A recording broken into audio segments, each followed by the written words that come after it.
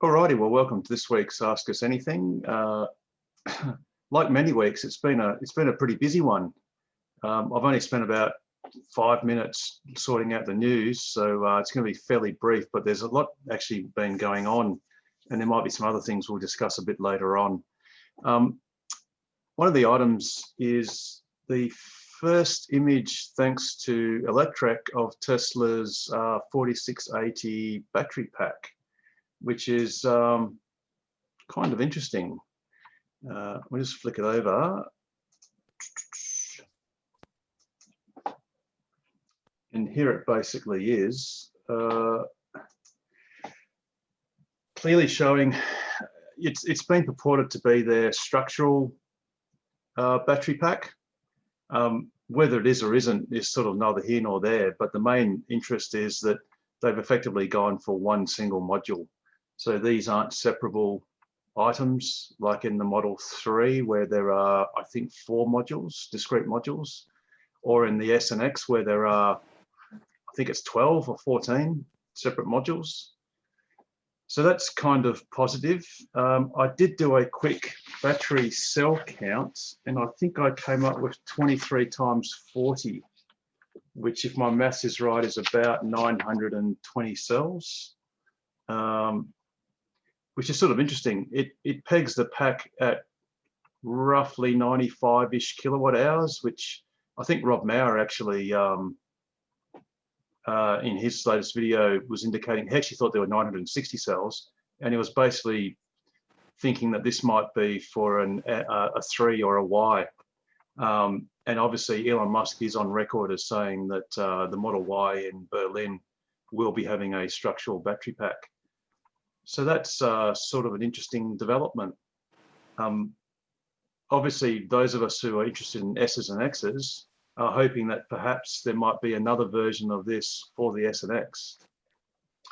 But who knows? So I guess that's going to be interesting to see. You know, perhaps that'll be asked about in the quarterly earnings report, which is earnings call, which is coming out on the 27th of January. I think that's right, isn't it, Pete? Yep, that's out. Yeah, 27th of January, straight after market close, usually a few minutes after, which would be the 28th for us, about 5 a.m.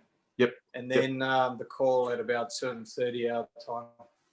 Yeah, cool. Excellent. Excellent. So yeah, that's sort of interesting little development as far as battery packs go. You know, it's always good to see photos of things that has been spoken about, and clearly Tesla's doing a lot of progress. Like I said, I sort of selfishly hope that maybe the same thing, well, I've predicted that maybe the same thing will happen with S and X, but I guess we'll just have to see. Another item that's sort of interesting is that it got kicked around. Actually, Teslarati did it, I think, today, and I've sort of kicked it around a little bit earlier. Was the Model 3 coming from Giga Shanghai. Now, if you actually look at the Australian certification unit, which actually certifies all cars, and what you can do, and someone in particular who can do this later on is Damon, who's watching us in half hour slabs, is you just put in Tesla and go for a search. And what this actually shows are all the cars that Tesla currently brings into Australia that have been certified. So sadly, there's no Model Y there yet. But if we go to Model 3, then basically there are 2 lists. There are actually the approval documents, which one was issued on the 17th of December. Interestingly enough, when you click on it, it's not there. So I don't quite know why, whether it's been suppressed or whether they just haven't posted it up yet. But if you have a look at the latest road vehicle descriptor, actually we'll just for interest, we'll look at the one before, which actually shows 3 different versions of the Model 3, which of course are the RB is the SR Plus, the DB is the long range, and the DP is the performance. And it has the tare mass of each one of these. So obviously the long range and performance are interestingly, exactly the same tear mass. I would have thought perhaps the different calipers might have been slightly different weights, but maybe it's not enough to really make a difference. And it goes through a few other things. For instance, it confirms that the towing ability of the Performance is 500 kilos as opposed to 750 for the SR Plus and the long range. So that's what I've been. Go, Pete. So looking at that, and what I've been wondering is whether that 500 is based on the lower profile tires.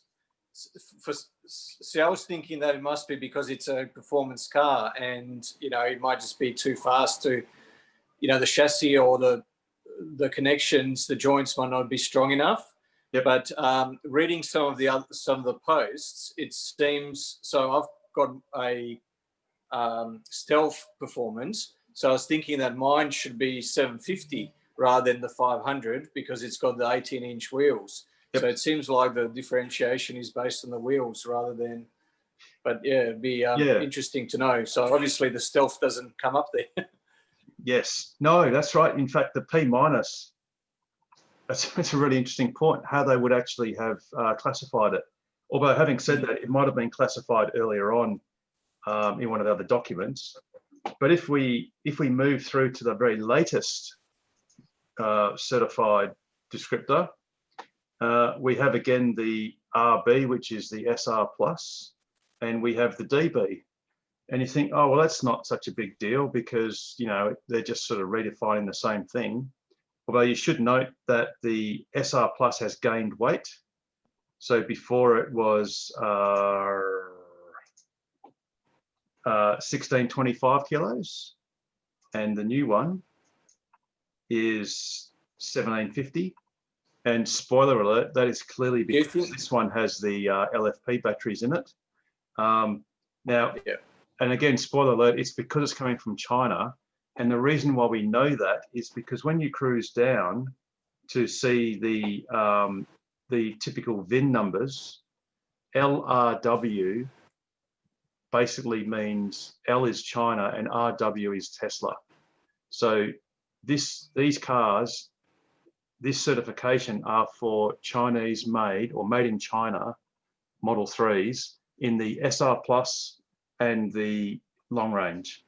Now, obviously, the notable exception or absence is the Performance. So this third column is missing.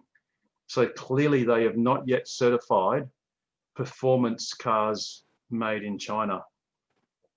But like I said, going back to the tear weight, you can bet London to a brick that gain in weight is purely because of the LFP batteries. And the consistency of weight of the long range obviously means that they're going to use the standard Panasonic, or is it LG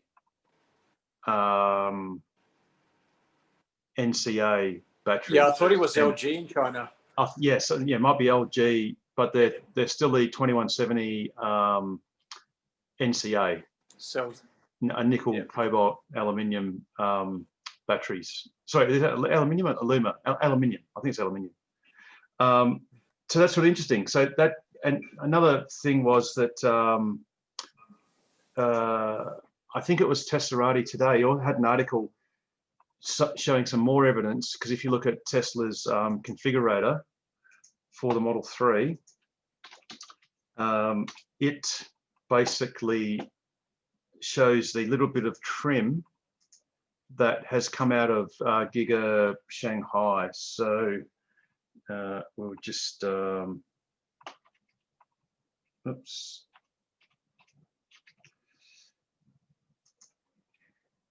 Go into the order process, and you'll see the actual interior shots. Try and make it a bit bigger.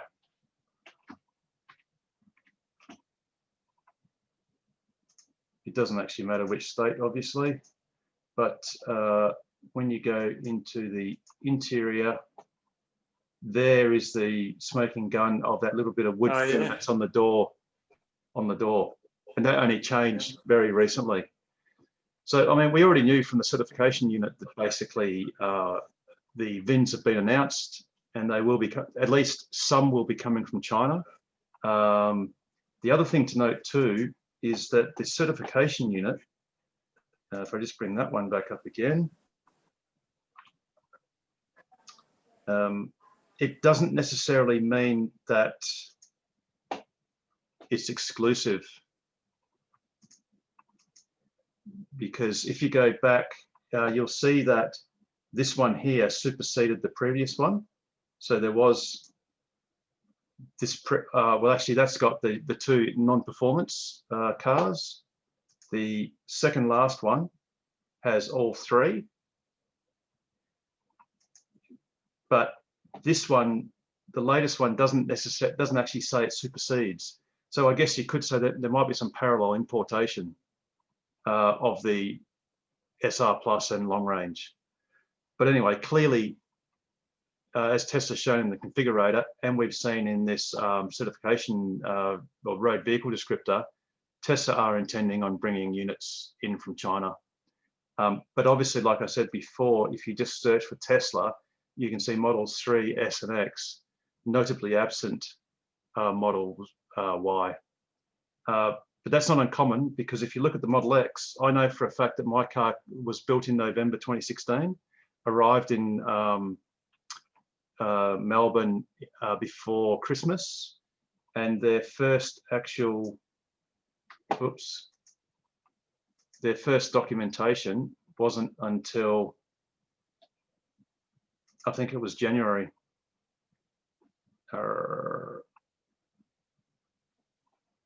No, actually October, but it wasn't actually certified until January, so they couldn't release them from a bond store.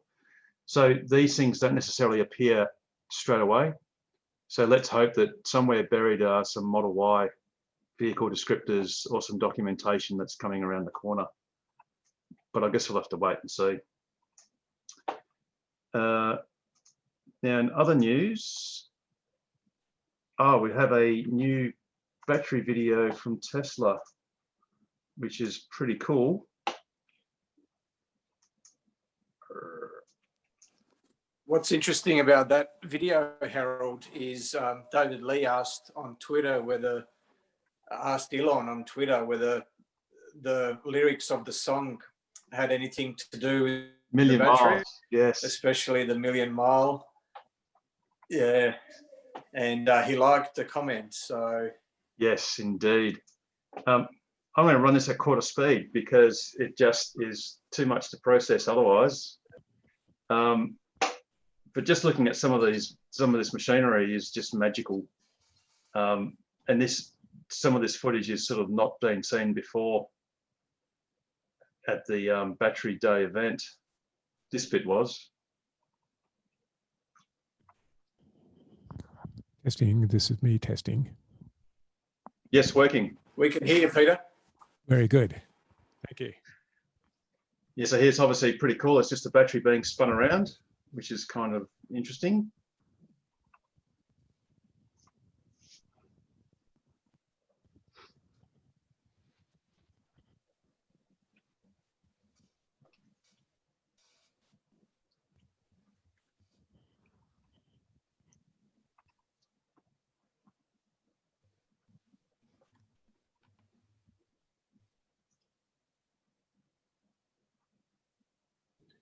These are designated 4085s or something, are they, Harold?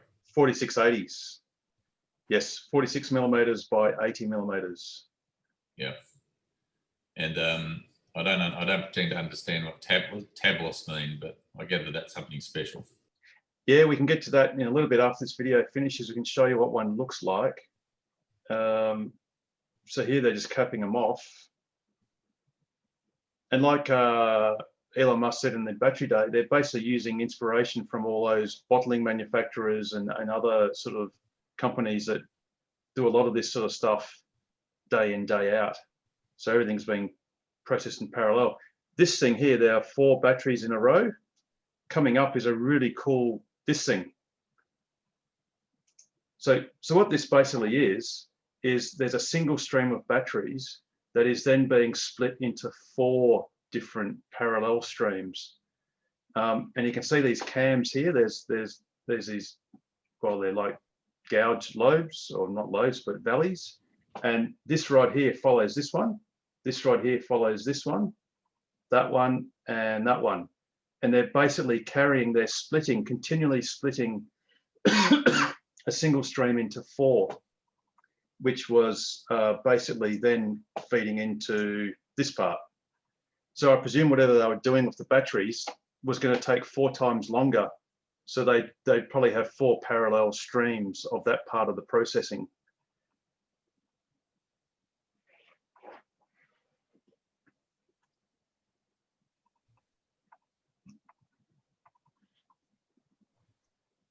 That's another shot of the same machine.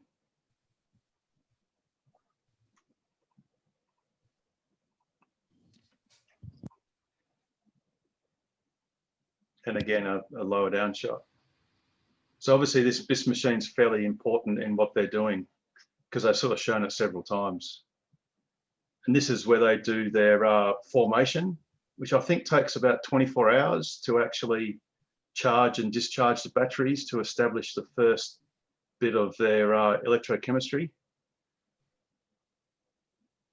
And again, this is highly automated. Those trays contained 64 of the 4680 cells per tray.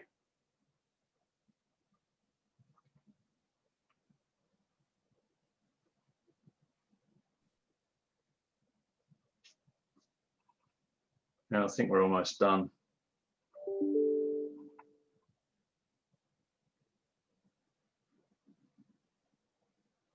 Yeah, that's it. I think it was Pete, were you asking about the tabless electrode? No, that was me, David. Oh, sorry, David. Yes. A quick example that it was shown in the video when they were actually winding up the foil, which is just here. So this is where they're actually, there's actually 2 sheets. So there's, I forget, I don't know which one's the anode or cathode, but this is one sheet, and back here is another one, and they're basically winding it up. Now, normally on a tabbed electrode battery, in about the center, you would have this one tab that would have to be spot welded onto this sheet or onto the actual battery, which then transmits the electrons to the anode or cathode, or to, to the positive or negative side of the battery. So you have a tab either end. Now, what Tesla have done instead is, notice how, I presume this is aluminium foil for anode or cathode, and at the other side is the copper side. Now, what they do is they actually have a special machine that then sort of cuts little facets, little grooves in this sheeting, and then bends them over and flattens them, so that rather than just one little tab actually conveying all the current to either end of the battery, the entire end basically conducts the current. So the current doesn't have to go all the way, well, on average halfway around the battery roll to get to the outside of the battery. It basically, all it has to do is on average crawl from the center of any part of the foil to the edge. And the same follows with heat conduction. So you've got vastly superior thermal conductivity as well. So that's where these batteries are going to be actually cold plate cooled, which is basically a cold plate on the bottom, which you can see from that that electric image.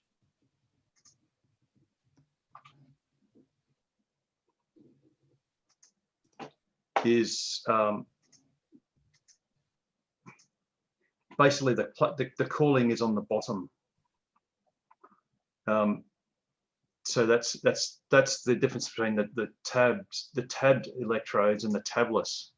And one of the advantages of not having a tabbed electrode is you don't have to actually spot weld it, because you can't sort of have the foil being long and have like a little bit sticking out, because that sort of flaps and gets in the way.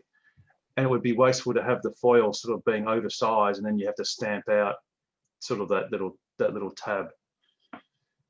So that's one of the good things that Tesla have done in in the new 4680. Now the last bit of news, yes, is the NHTSA. This is only for older Tesla owners or owners of older Teslas. Is that the NHTSA has requested in writing that Tesla recall 158,000 Model S and X cars up to about, I think it's March 2018, to do with issues with the MCU1 eMMC failure issue. And the NHTSA were quite thorough. It's actually, they've described it as a draft finding. So it's not completely finalized, but regardless, they've actually asked for Tesla to basically do the recall on the basis of their draft findings. And they were along the lines of, in some cars, if the MCU fails, it drops dead. There's a few different failure modes which could be affected or could affect safety of the car. The first one is that if the screen goes dead, goes black, you can't see the rear view camera if you're in reverse, and because that's one of the safety features of the car, and it's actually a requirement that I think it's cars since about 2018 it was mandatory, and before then it was recommended, have a rear view camera. If the MCU fails, screen goes black, you can't see it. Another failure mode is if the MCU fails and you haven't turned your, well, you basically lose control of your air conditioning. So if your air conditioning was on, I think it can stay on, but if it wasn't on, it can't be turned on. And they say that that has an issue if you've got fogging conditions, if it's cold outside and the interior fogs up, you can't demist the window or the windscreen. That affects your vision, safety, etc. And then the last mode was the audible indicators. So you also lose audio, and one of the audio parts of the audio you lose is the indicator noise, and also your rear, or actually front and rear ultrasonic detector beeps. So basically, and then it's NHTSA, if you actually look at the document that they sent, the letter they sent to Tesla was quite thorough. It went into a lot of detail explaining how many other recalls they've commanded of other vehicle manufacturers with faults to do with rear vision cameras, audio or indicator type problems, and HVAC issues. So Tesla have until the 27th of January to reply, to either say, yes, we will do a voluntary, and it would be on the basis of being a voluntary recall, or they can try and dispute the draft facts that the NHTSA has found. One of the interesting facts that they found was, to Tesla's own admission, or by Tesla's own admission, every single MCU1 in every single car that has it will fail in time. And you know, that's just a fact. Now I think they said that time averages at about 6 to 8 years or something like that, but by 10 years it's almost certain. And you know, the NHTSA have basically said what many of us owners have known, is it's just not good enough and it needs to be addressed.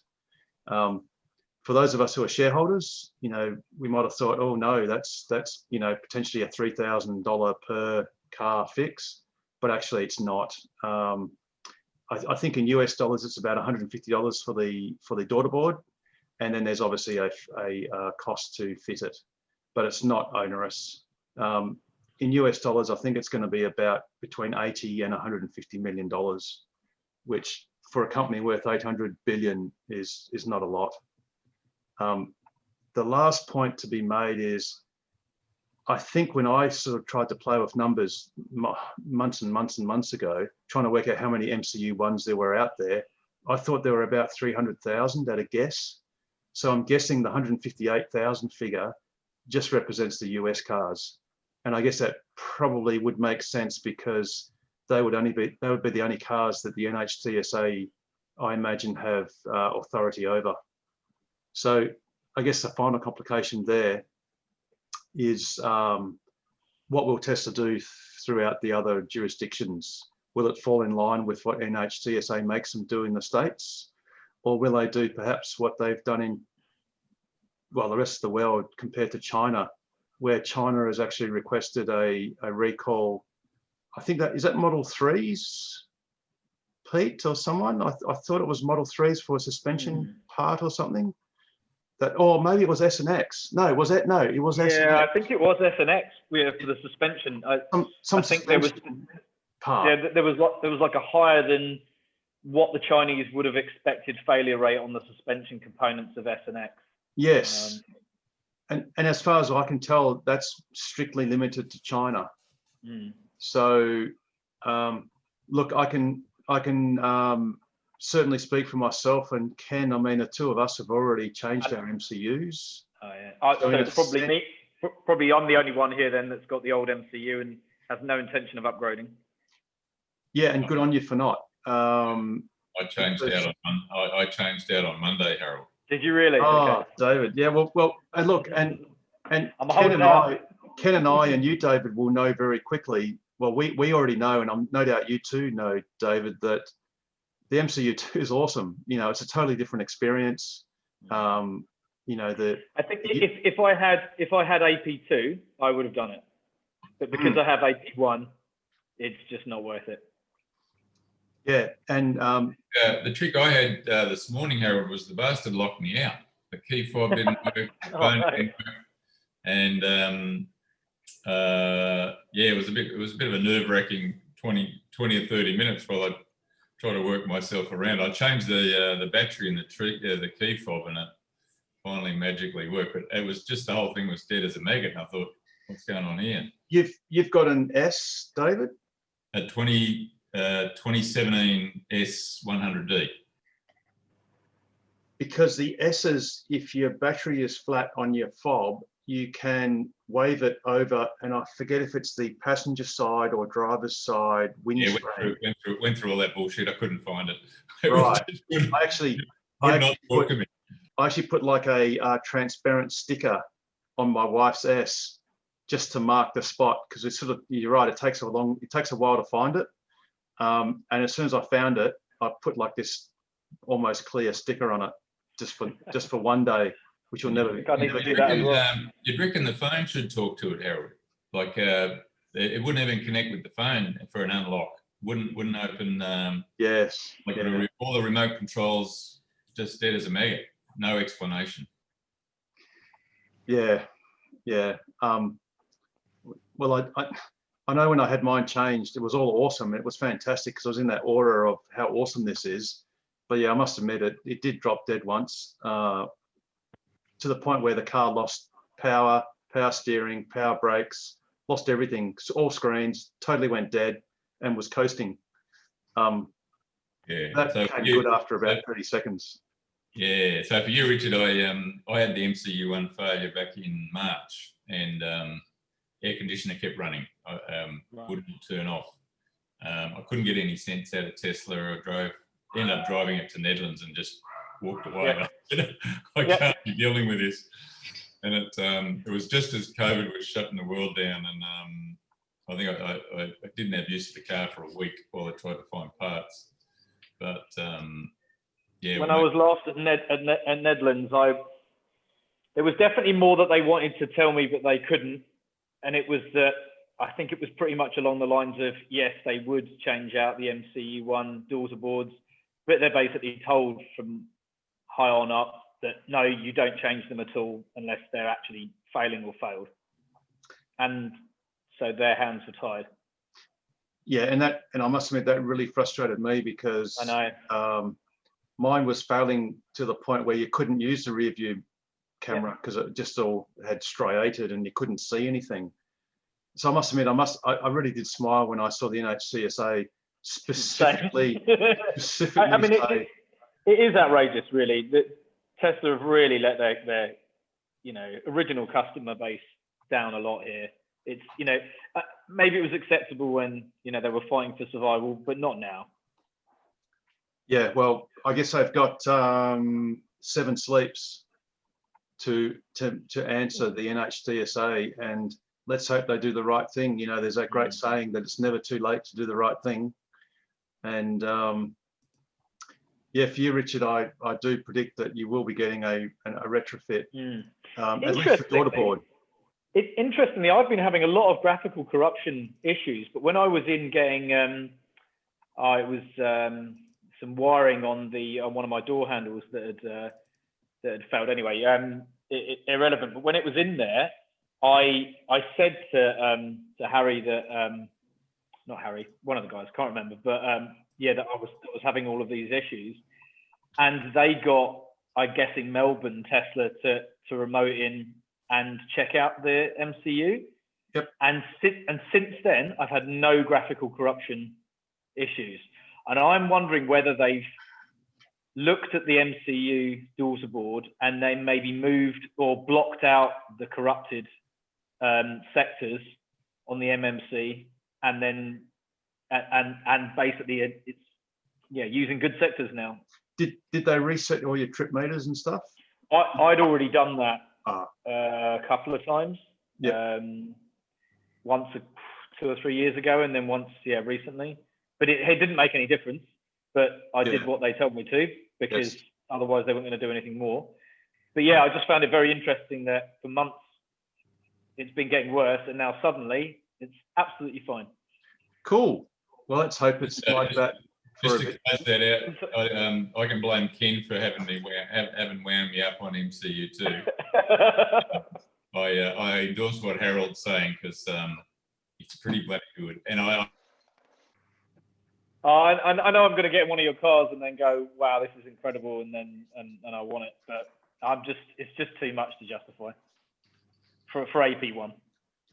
Can I ask, the MCU2, is it that's installed in the later models? Is it, or I've got a 20. The latest models. Good day, Rod. That relates. Yeah, that conversation relates pretty much solely to the S and the X. So you've got a Model 3, so shouldn't worry you at all. All right. Yes, it's only a legacy problem. Yeah, absolutely. The Model 3s, all Model 3s in Australia have, I wouldn't call it MCU2, but they have the newer media unit. Okay. And they also have, which is different to the States and Europe, every Model 3 in Australia has hardware 3. So those computers are capable of doing full self-driving straight up. Whereas interestingly, in the States and in Europe, there are some that have hardware 2.5, which need to be swapped out if you went down the full self-driving feature set. But yeah, so MCU, it's only to do with S's and X's. And yeah, like I said, Ken and I and David, we basically paid $4,000 to fix Tesla's problem and make it go away, which was big of us. But you know, we also get to play solitaire and a few other things. We can watch Netflix and all that good stuff that you Model 3 guys have been able to do all along. Yeah. And my voice recognition works, and mapping works, and I get LTE, and it works with my Wi-Fi at home, and the screen doesn't have a bathtub ring, and you know, there's a big long list, Harold. Let's not talk it down. Mine has never had the bathtub ring, so I've been okay there. But so did you say, so you've got LTE? Yep. And for no, so there's no monthly subscription cost or anything like that. It's all part of it. Okay. LTE, and it uses wireless N instead of wireless G. Okay. And there's heaps and heaps of things that make it worthwhile. It's not just about getting Netflix. And when you navigate to somewhere, like I've done it where I've been 50 meters from an intersection, needing to work out whether I need to go left, right, or straight, and I just go and navigate, and within about 2 seconds, it just goes, this is the route. Okay. Whereas in my old MCU, I've navigated to somewhere about 5 Ks away, and it didn't work out the route until I was halfway there. And I'm not joking. It took 2.5 kilometers to work out a basic route, even though I was driving along it. Just do it, Richard. Do it. I'll probably hold out until the 3G network gets turned off. Oh, that's in 2 years' time. Yeah. So there's your deadline. Right. Yeah. But put it this way, in the last year of ownership of my last car, I spent more than I spent on the upgrade, just on diesel EGR fixes and other. Oh, fun stuff. I've got a British sports car. I know all about spending money. Yeah. Well, that's right. So I bought my car. This is the first money I've really spent on it since I bought it, and it's worth everything. I do hear you about the kind of, there is arguably less value if you've got AP1, but I actually think that is arguable because the MCU does a bunch of stuff that's not really related to the AP, but I hear you. I think if it was $2,000, I would do it straight away. Yeah. Well, and Richard, you can play solitaire. Sorry, your passenger can play solitaire while you're driving. That's good that you corrected yourself there, Harold. Hey, Harold, I think Rod's trying to ask a question. Oh, yes, Rod. Sorry, apologies. Sorry, Rod. Just a couple of quick ones. Yeah, cool. Somebody bashed my mirror on the side, and there's a piece of black plastic alongside of it, and they've just broken. I guess I just send in a photo down to Nedlands, and I'll get a new part for it, something like that. Is that the process? Yeah, you can certainly actually you can do it from your app. So you can actually take photos of your phone and book in effectively a service. Okay. And I think there's actually a category that says damage. I'm pretty sure there is one. And I think it allows you to actually upload the photo via yes, it does. Oh yes, I've done that. Yeah, 4 photos you can actually upload. Good. Okay. And if you like, you can just book it as a mobile service initially, because it will just get. If it needs to be, it'll be escalated. But if the photo is very clear and it's obviously just one piece that's damaged, they may be able to just do it. Yes, it's only about that big, bit of plastic on. Yeah. I have a question on that actually, Harold. Does mobile service cost more? No. No. Does it not? No, Okay. No. Because I'm sure I've had a quote that was a good $150, $200 higher when I booked it on the app, and then when I came to book it later, I then booked it for Nedlands, and it was a couple of $100 cheaper. Or Richard, I had a quote for them to come out and just touch up some paintwork. Yeah. And so they would have spent, they would have needed at least a couple of hours. They were coming north of Joondalup, so from Nedlands, 2 hours, and they quoted it as $40. What? $40, 40. So they're losing money doing that. Oh, no doubt. So I can't imagine that mobile service would be more, because I can't imagine that costing any less than $40. Well, I've got loads of little paint things on it. I'm right. That's it. Open season now. Just buy a bulk thing of those little touch-up paint doodads, pour them into a bucket, get a roller, and just roll it on, Richard. I pretty much have done that with the wheels. Every time I seem to go back up on site, I come back and there's a few more gouges out of the 21 inches. I've given up caring now. And sometimes Rod, did you have another question? Yeah. Go right. Yeah, Rod, just jump in anytime. It's all very flowing. Sorry. So the other one, I got a thing from Handshower to do the rear trunk, so that you can lift it up from inside or put your foot underneath it. Has anybody in WA had anybody help them with that process? I've just got mine yesterday. It just arrived by post. Oh yes. Yeah, so I'm going to get it fitted in the next couple of weeks. But so the company that sent it to me, I can't remember their name, but it's one of the Australian resellers from over east. Tesla's or the other one, I can't remember which one I ended up going with. Sorry? Is it Tessera's? yeah, it might have been Testaries or no, or Teslas. I think, yeah, one of the two. But yeah, I ended up going with the one that I ended up going with was the one that had its own service deck here in Perth that's able to fit it. So because I've heard, Rod Loudon did his, and it took him about 12 hours to do the back. So, and he's a lot more handier than I am. So. Yes, I got the one for the front. The front, okay. And that's working fine, but it's the one in the boot's a lot more complex, and I'm not kind of I just like to have somebody do it who's already done something like that before. Yeah. Have you did you do the front one yourself, Rod, or did you have that? My son-in-law is an electrician, so I got him to help me with it. Oh, excellent. But it's not nearly as complex as the rear. Yeah, the rears are much more complex, I hear. Yeah. Yeah. So look, let me know. Rod, I've got your details, Rod. So as soon as I find out who the installer is, I'll text you and let you know if you like. And at least there's somebody who's had some experience working on the Tesla who I might be able to get a quote from. Yeah. Yeah. No but we're not aware. Is there any way that if I wanted to know if anybody with a Tesla in WA has got somebody to do that, what's the best forum there? Is it just on the TOCWA?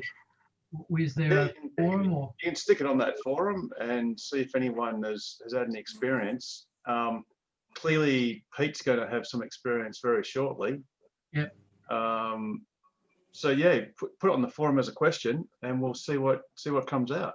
Okay, brilliant. Yep. There's been a few guys that have done it now. There's a good handful of guys that have got it on their Model 3s. Good. And just one other thing too. I just wondered, does anybody have any idea? Well, I'm seeing these things on YouTube about the upgrade and doing the betas for the full self-driving. It looks like they're making, they're really forging on with it. Does anybody have any thoughts about what sort of time frame we might be looking at to see that sort of thing coming into play in Australia? Are you talking about the new beta version? Yep. Yeah, good question. I think they released version 10, which was effectively the 9th release, I think. Only last night or the night before. Yeah. But it's still confined to, I think, only about, 15 or 20 people in the US, a fairly small group. Yeah. But I'm hoping to hear something. No doubts they would love to be able to announce during the final year earnings call that they're doing a wider release, and that's on the 27th of January. So you would think over the next week they may do a wider rollout in the US. No doubt that would be a goal. Whether they'll end up doing that or not is hard to say. And then, probably 2-3 months, do you reckon, Harold, before Australia will get a shot? Hopefully. I think we've been fairly progressive as far as autopilot features coming to us. Yeah. I don't think it's the government that's the impediment. No. Look, let's just hope that something comes pretty soon. And when it comes, Elon did promise, if you like, on Twitter that the price increase they would hold off on for at least a week before they would increase. So the price increase is going to be $2,000 US, so roughly about $3,000 Australian. But he did say that once it's released in new jurisdictions, he would allow at least a week. He would allow 1 week grace period before the price would go up. That was a while ago. That was about 6-8 weeks ago. If you wanted to have a look at his Twitter. Yeah, and he actually is true to his word. In the States, I think it was a shorter period, but he extended it by a few days. But he does definitely give warning, so it won't suddenly go up, and you will always have the opportunity, albeit rushed, to jump in if you were wavering or just simply had something better to do with your money at the time. you know, just flog a few Tesla shares and go and buy it. It sounds like a week is fairly short. Previously, it was, you know, close to a month. Would that be about right? Yeah, I think yes. And he would telescope that it's going to go up soon, and then it would be like a month later. But then I think the last one was actually only a few days, and he extended it by only a few more days, which I think ended up being roughly a week. But obviously, the great thing is you can buy it from your app. Yeah. Basically, straight from your phone app. It should be under the upgrade section. Yes. Yeah. That's right. So anyone who hasn't got full self-driving can see it on your upgrade section. The price is straight there. There was actually a bit of news that I'd actually forgotten about, or up until now, and that was a little trip we did to the Gravity Discovery Centre, and it was a great turnout. 26 cars, 60 people. I think I'm not sure if you're short changing us by a car, Harold. I counted 26. Were there more than that, Pete? What? Yeah, one of the ladies counted 27. So I'm not sure if it's you or her. That's right, but it'll be in that vicinity anyway. Yeah, cool. You know, we could, 1, 2, 3, 4, 5, 6, 7, 8, 9, 10. Yeah, I'd say there's still a few more cars on the left around that curve, because remember you can't even see your car. Remember your car was parked near the building around the left? Yeah, that's my car there, and there was one behind it. Oh, yeah. So that's 26 there. Yeah, right. Just a couple of shots. Okay. Yeah, it was a great turnout. Unfortunately, as we can see, the weather wasn't really on our side as far as astronomical observations are concerned, but it was a really good trip. And people unfortunately couldn't go to it for various reasons. Just come back from Albany. The picture behind me is the magnet that's levitated in the front. Yes. I think one of those displays they had to turn off because it was overheating, but I'm not sure if it was the magnet or it was some other levitating thing. But was that one of yours, Peter? Yeah. Well, they had to take. It shouldn't have been too hot in there. I mean, it's all air conditioned, but so it's got uses ground cooling to put water down in pipes down to the ground and come up to actually air condition it. So it's quite an interesting setup. Well, it could have overheated. It's got 2 cooling fans in it. If I recall, it's the first time I've seen it for a year or so. So I dropped in on the way up to Calbarry. Yep. So it's a shame that could turn off anyway. It was working the week before, so. Yeah. No, it was a great night, great evening.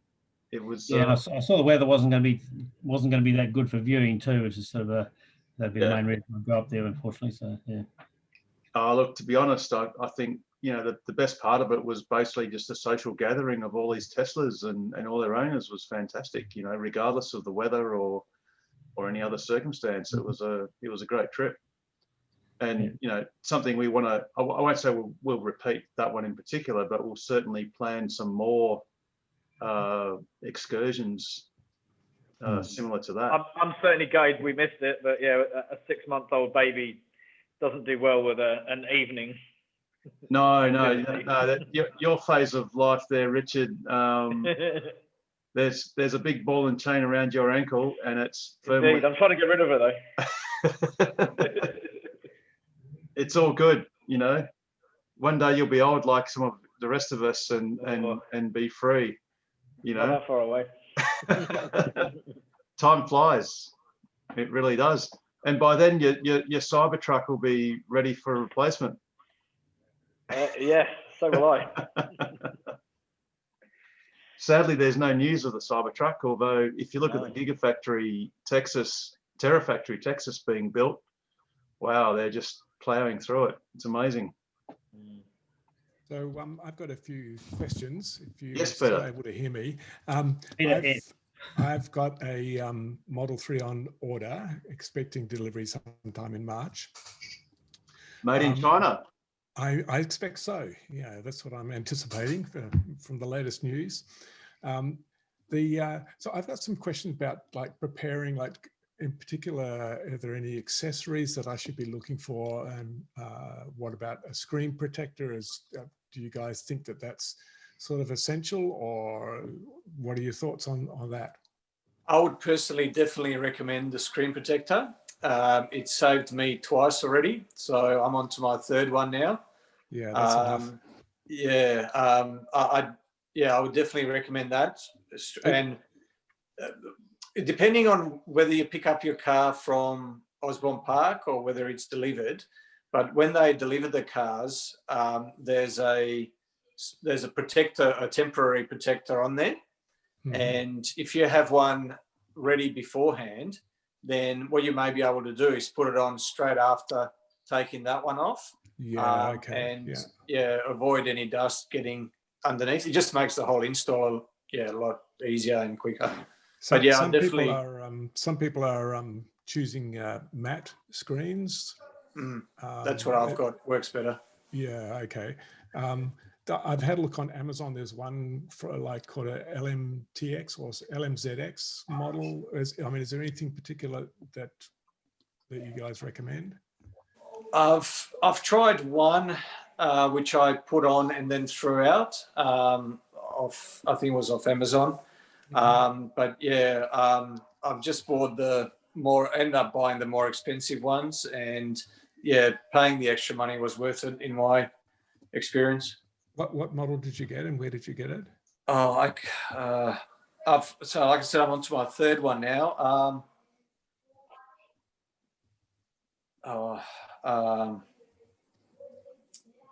Elon Accessories was one. Okay. So they're both from, all of them came from the US. But yeah, there's Australian websites now. I haven't replaced mine for a while now, but there's Tesseries and Teslas, which are Australian resellers, and I'm sure they do screen protectors. I'm not sure how good theirs are. I haven't tried any of theirs yet. But yeah, the one that I got, one was from Elon Accessories, and I can't remember where the others came. One was from Amazon, which was a sort of a no-brain one, which, yeah, with a waste of money. Yeah, okay. And I can't remember the third one, I'm sorry. Keep talking, and I'm sure it will come to me. Yeah, okay. So are there any other accessories? Oh, sorry. I've got a word. Just you want to get one that's an easy install. Some come with a clip that clips around the screen and you just drop it in. Yep. Mine didn't. It took quite a bit of install. I got it right, but gee, you got to spend some time at it. But there's easier ones. So I think they're the ones that cost a bit more. Right. But and the last one that I had was one, like Richard said, one with the clips at the top. And yeah, it just makes it very convenient for aligning the protector to the screen. Yeah, okay. All right. One thing you might want to ask, Pete, if you are getting it delivered, well, regardless of which method, is just tell Harry or Josh, depending on who you're dealing with, just ask them to specifically leave the protector on. Yeah, okay. Because normally they would take it off. Yeah, that doesn't guarantee they will leave it on, because they might forget, or they may forget to tell the person that's cleaning the car to leave it on. But as Pete suggested, that might be a good idea, just to keep it ultra clean. Okay. Yeah. Is the Osmond Park store open yet? It will be when you get your car. They are doing deliveries from there now, so they have been since New Year's Eve. Yeah. Okay. So, I thought I'd probably go. I live in Albany, so I thought I'd come up, and if there's any issues, I can talk to them direct rather than having it delivered on a flatbed and then wonder what to do with it. So if there's a problem, are there any other accessories that you guys consider are like important to get?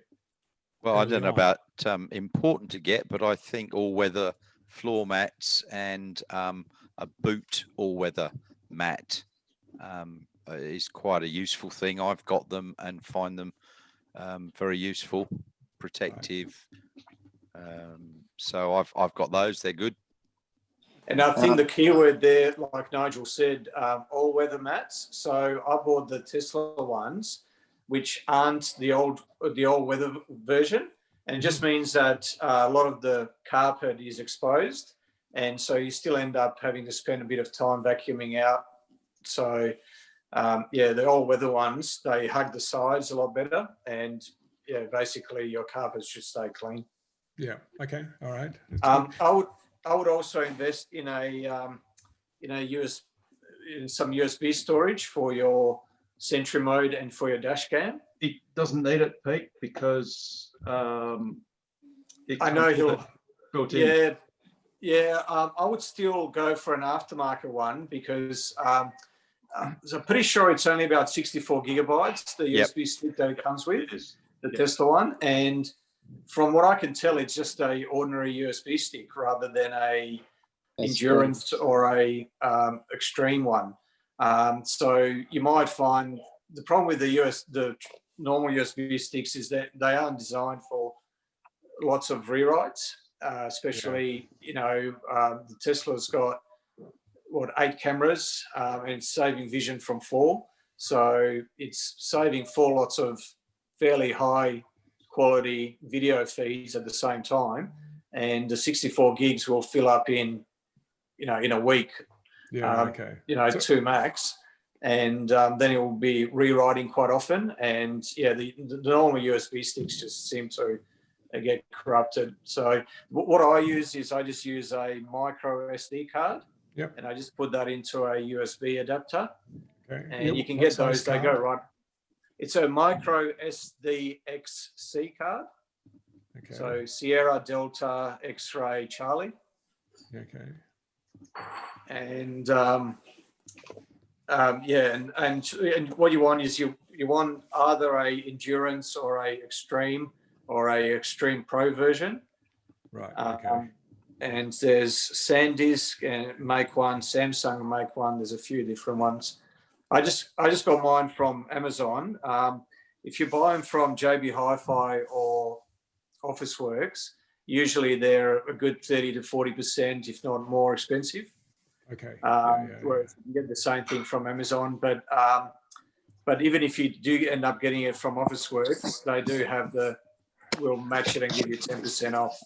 So you can always try and hold them to that. Yeah, I've got a 250 gigabyte USB powered SSD drive. I think it's SanDisk. Yeah. And that fills up in 3 weeks, maybe 4. Okay. Yeah. So your 64 gig one will be full within a week, easy. Yeah. Okay. When you say that, Nigel, do you mean because it only keeps an hour and keeps overwriting it? Yeah, but you store events or I've got so many blooming Sentry mode things. But there's a delete button, Nigel. There's a little rubbish bin that you press. Yeah, look, I just pull it out every 3 weeks, transfer it to my computer, empty it out and stick it back. But I keep having a habit of pressing save, which I did today as I was driving down towards Mandurah in a 70 zone. I was doing 72 and a motorbike went past, weaving in and out, and he must have been doing in excess of 150. And I'm not joking. Yes, you need to be registered at the cop shop and just keep emailing all the and signing the stat decks. You need like a DocuSign for the stat decks. Yeah, and then the idiots that pull out in front of me and I sit on the horn because the car's gone flashing bright red on the screen and slammed on the anchors. That's happened to me twice this week already. Do you see the kids in the shopping centre where they go, "Ooh, it's a Tesla"? yeah, I've got them. So one other thing you might want to consider, will cost you all of about $8, is one of these, which goes in your little. Oh no, it can't, Richard, because it's all different. Yeah, but the new ones are still very deep. You might be able to get the new one to fit in it. Yeah. Right. Yeah. Yeah. Because so that's makes that a actually useful good point. space. Makes it a useful space. You put your sunglasses in. Otherwise, it's just a big hole. Right. Okay. Yep. Which is just too deep to do anything. Yeah. That's a good point, Peter. So whatever accessories you're getting, just make sure that they're compatible with the 21 model. With the 21, yeah, exactly. Yeah. Because the center console is slightly different, and even the windows are double glazed, and there's a few other variation. Yeah. Okay. What colour are you getting? Red. Aha, beautiful. Nice. And SR Plus long range performance? Long range. Awesome. Yeah. Which has actually grown in range. It's now 508 kilometres. Yeah. So, which is well, that's indicated. It's not Yes. quite what you'll Just get, there. but it's still good. Yeah.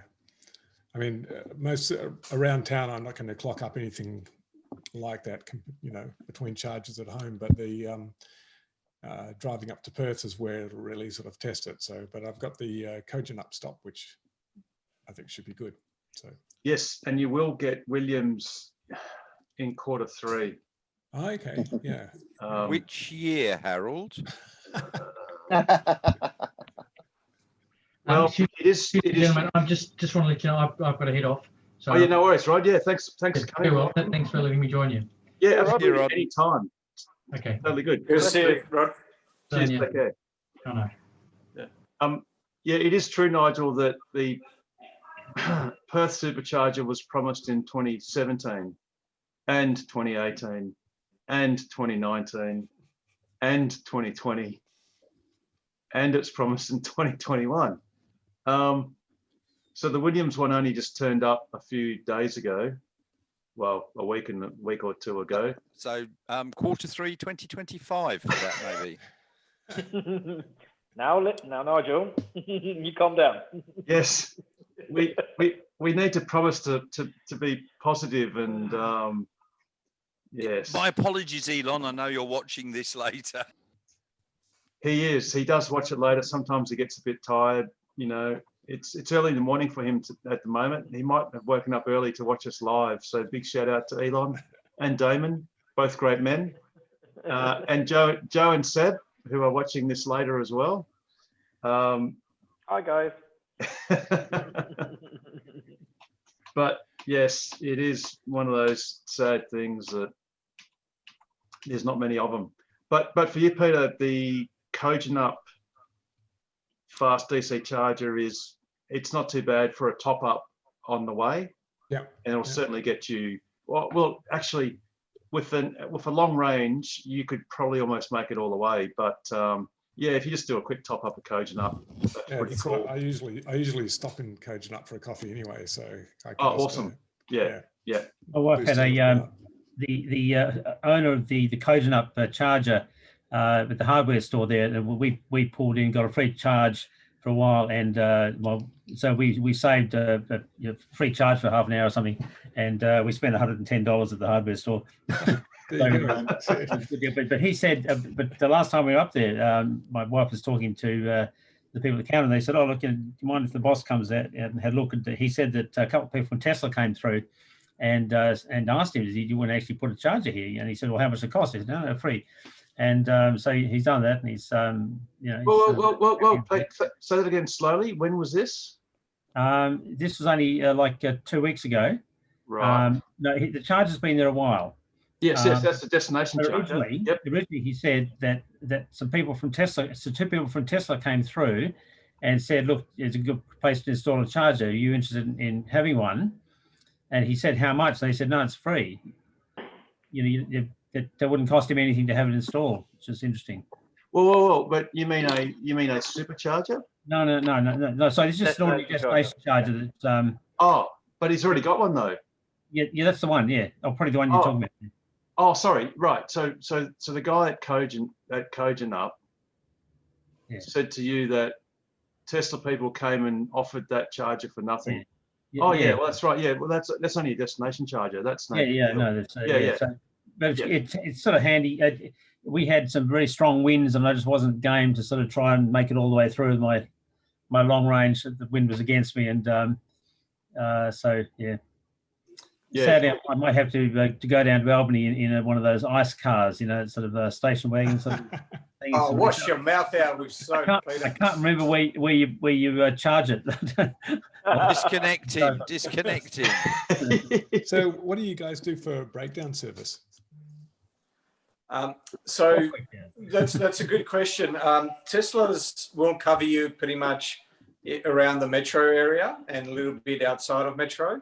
But I think Albany would be yeah, it would be a bit too far. So probably RAC is Yeah, okay. the way to go. Yeah, all right. But I was going to say, Peter, you probably also want to get yourself a Type 2 to Type 2 cable, and possibly a wall charger, HPWC, high-powered wall charger. They're about $780. Yeah, that's right. Yeah. Harry was, when I ordered the car, Harry said that there's a new model coming out to Australia of the wall charger, and that I should wait and not order one until that's available. Yes, I was going to say that, but that's news because that's the first I've heard of any indication that it might be coming to Australia. So yeah, there's a Generation 3, which is a slightly thinner cable, and it's got its own Wi-Fi chip and a few other things. So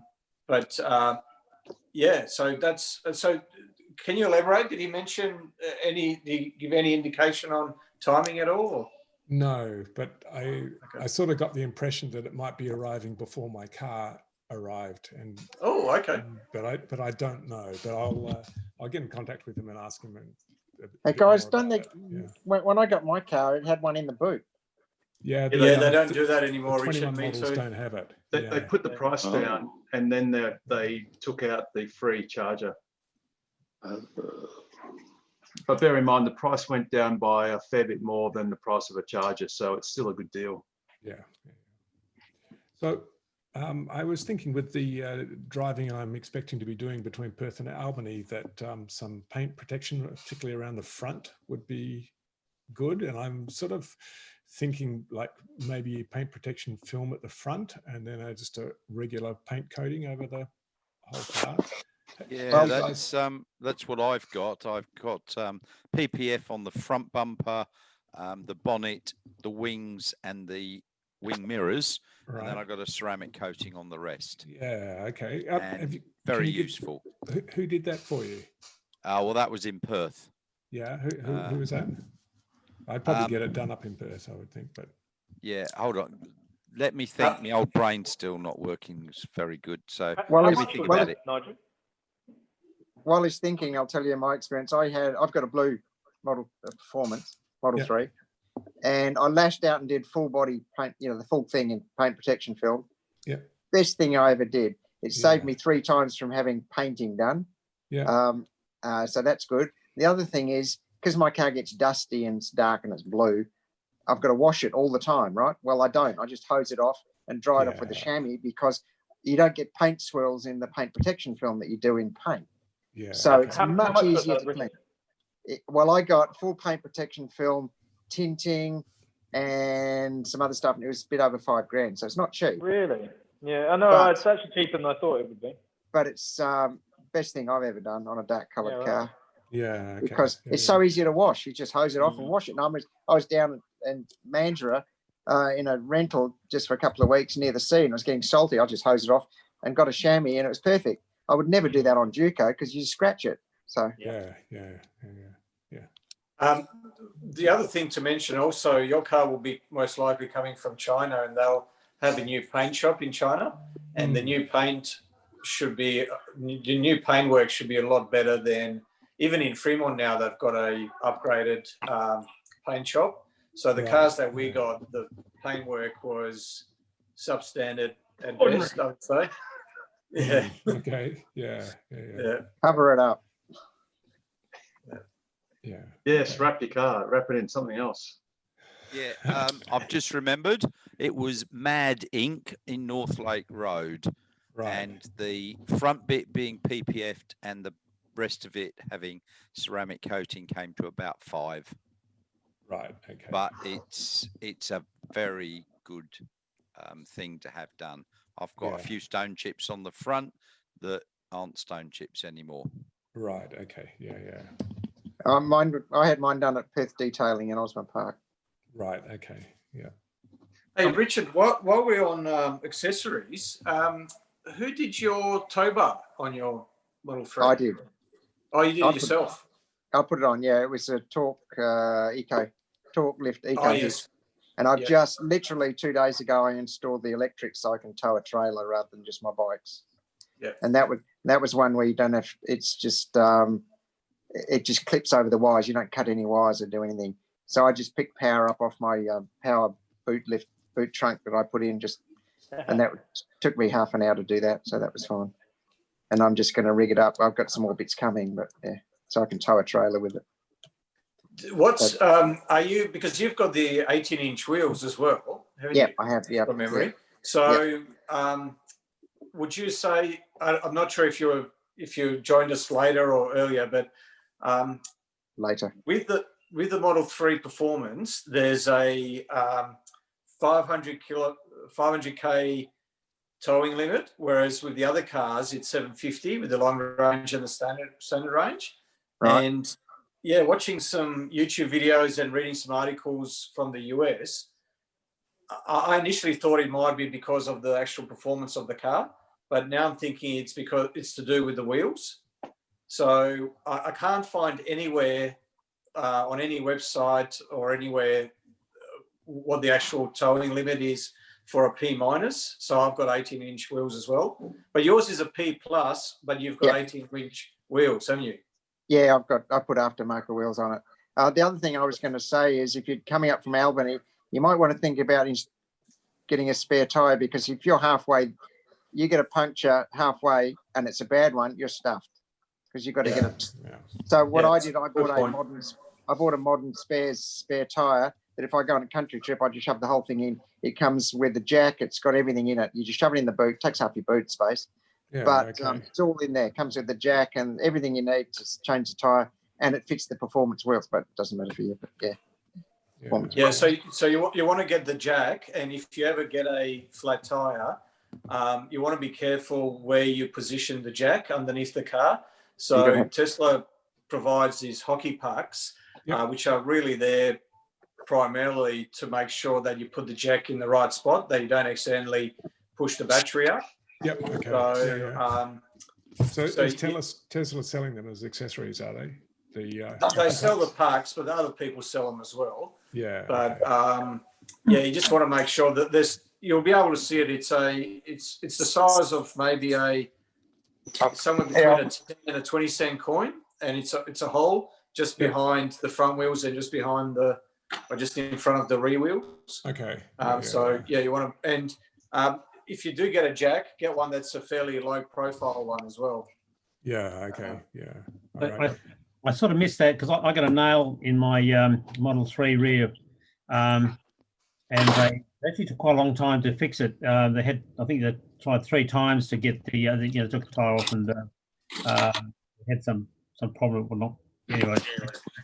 But they when they first put the jack on, I said, "Look, be careful. It's not like an ordinary car. I'm not sure it has to go."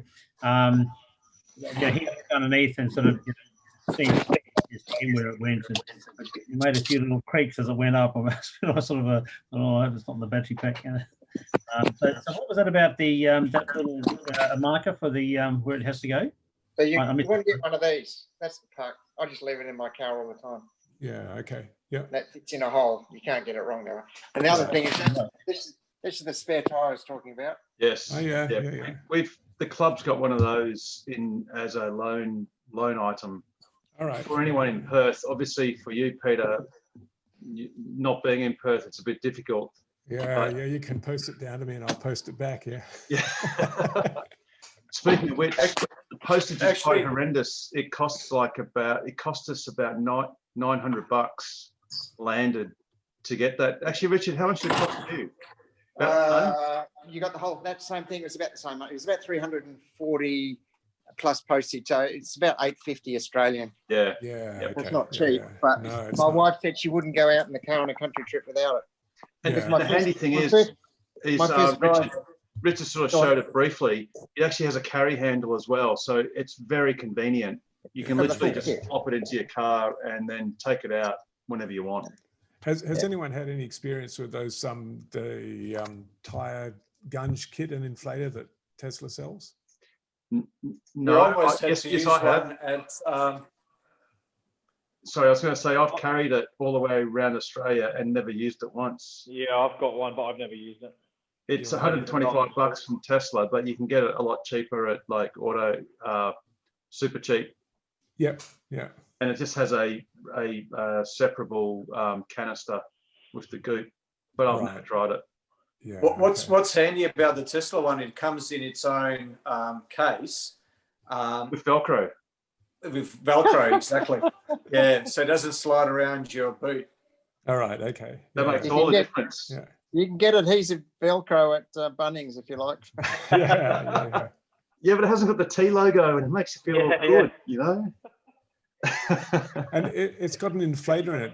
Do you clip that onto or plug it into the 12-volt outlet? Do you? You do. Yeah, there's actually two separate parts. There's the glue and the compressor. You can see there's. Unfortunately, I'll just try and make this. Oh, here we go.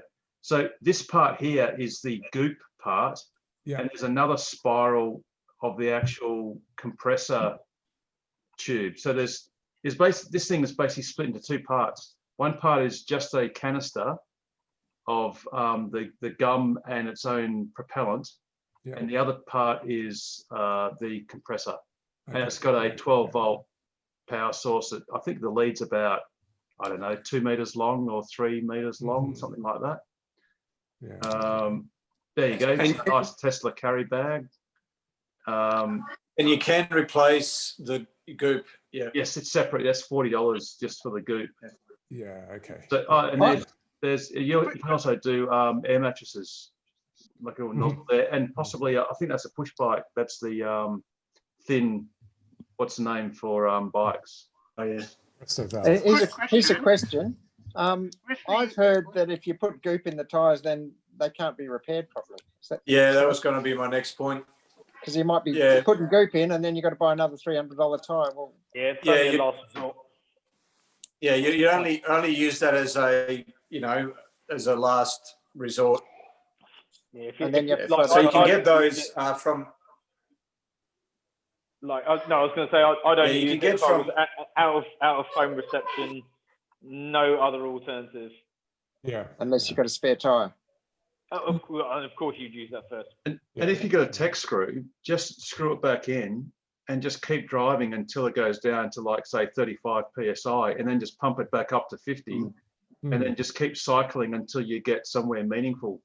Yeah. I mean, you can also carry a tire plug kit. As long as you don't rupture the sidewall like I did after 5 kilometres. Yeah. Oh, how did you do that? I went round a roundabout and it turned a little bit different in my Lotus, and I hit it, and I instantly got on my screen. I took the kids out for a drive. 5 kilometres, I ruptured a tyre, and the car was back on a flatbed 2 hours after it arrived on a flatbed. And how many slips was it before you got your car there, Richard? 1,309. At least, not that you were counting or anything. Oh no, I had to ask Mr. Google, how long ago is April 1st, 2016? That's it. 1,309 days. There you go. That's almost as long as we've waited. That's almost as long as our first supercharger was installed ago. Yeah. Oh yeah. Can I just cut in with a public service announcement? There's just in case anyone's interested, there's a Starlink launch in 9 minutes. Oh yes, there is too. I've got it on the second screen. Sorry, Rich, I didn't mean to cut across you there. That's all right. I'll bring that up, and then you can have that in the background. I was just going to say the good news is I sold a Lotus, and I thought, well, I'm going to buy a Tesla, so I bought some Tesla shares.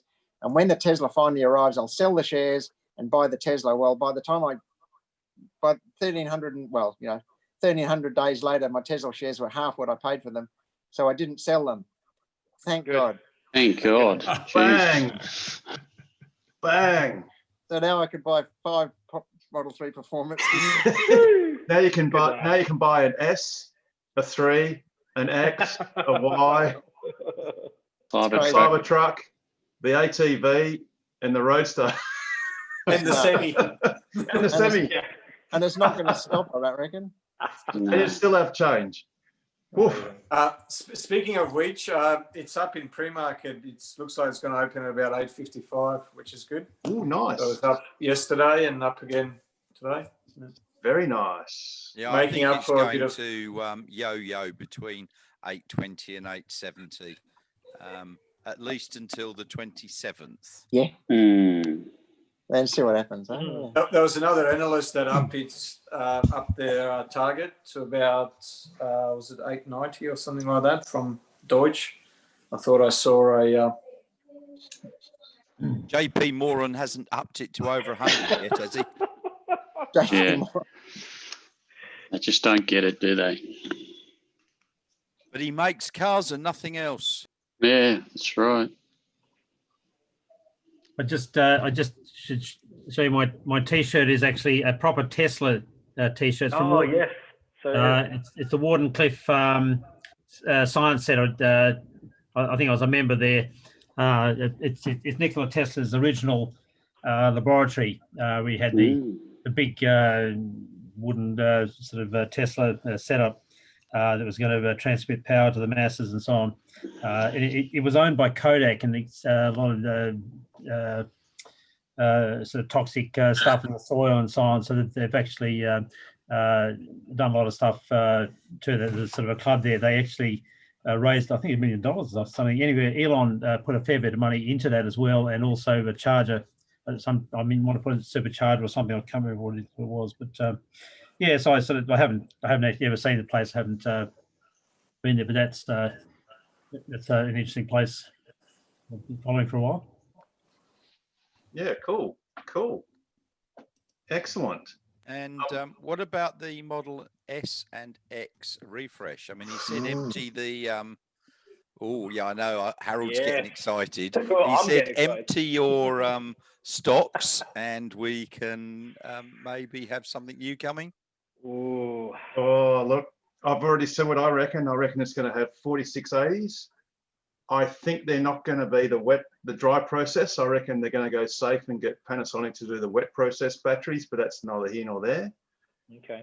It's going to have the Model 3 type CCS connector, so they'll have a different tail light, so they can do that different sort of flap assembly. The easy stuff like USB-C, interior camera, we already know that. horizontal screen. Sorry? Yes. Horizontal screen. Would it be an embedded horizontal? It'll be horizontal because there's nothing worse than watching Netflix with like just a letterbox. Like that's, you got to go, it's got to be this way, like, or it's nothing at all. But what about when Elon said that the first vehicle that will be getting the 4680s will be the Model Y? I don't know that he said that. I think he said structural battery pack. Ah, nicely pointed out. Okay. Because you see, I don't think it makes, we already know that the Plaid Model S will have the 4680s. Yeah. I think that was said on battery day. But it just doesn't make sense. Like, for instance, they're going to get away from the separable battery pack that the S and X have, which can literally just be dropped out with a few fixings, unplugged. They're going to get rid of that because it's just a waste of weight. Now, if they were to have two versions, the tallest batteries they've got now are the 2170s, and they're 10 millimeters shorter than the 4680s. And I just don't think it makes sense to have this dual sort of thing. You're just going to go with one lot of technology or none at all. And which is why, they've shut the lines down. Yeah, and I reckon if they were going to sort of wait for the 4680s to be more established, all they would do is just not do the refresh until later. So I think it makes zero sense for those low turnover items, cars, to do it half-bake it. It just, because don't forget, they are the dearest, highest margin vehicles. Why would you nobble them again by doing an intermediate solution as like a patch job? No, they're going to go 4680s. And I can't wait to see what range was going to be on the long range Model S and X. Stop it. It'll probably add about 10% range. Stop it. The Plaid's already at 820 NEDC. I've pegged 125 kilowatt hours just because I thought I'd just do that. You did. Yeah, you did. So I'm just pegging that. Yeah, I agree. You know, I reckon 1,000-kilometre range. Yeah, 1,000, I reckon. If it does, that'll be huge. Yeah. Richard's getting one. I don't mind admitting I've got one.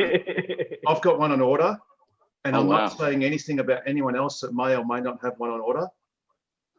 Mind you, it's like a whole $150 risk, because if they, you know, if it was something pathetic like, I don't know, it had better high beams and nothing else, then I just cancel it. But it's going to be awesome. Yeah, it's going to be some serious. Yeah. Oh, you know. Oh, and I predicted matrix headlights. I think that's more in hope than actual. Well, let's hope. I actually hope that the look doesn't change. I don't think it will, Richard. I don't think. Yeah, it'll be subtle. It'll be subtle. Yeah, it'll be minor changes just to incorporate the rear end changes for the the lights, the tail lights. Yeah, that is. It would be insane to do anything but that. It just makes zero sense not to do it.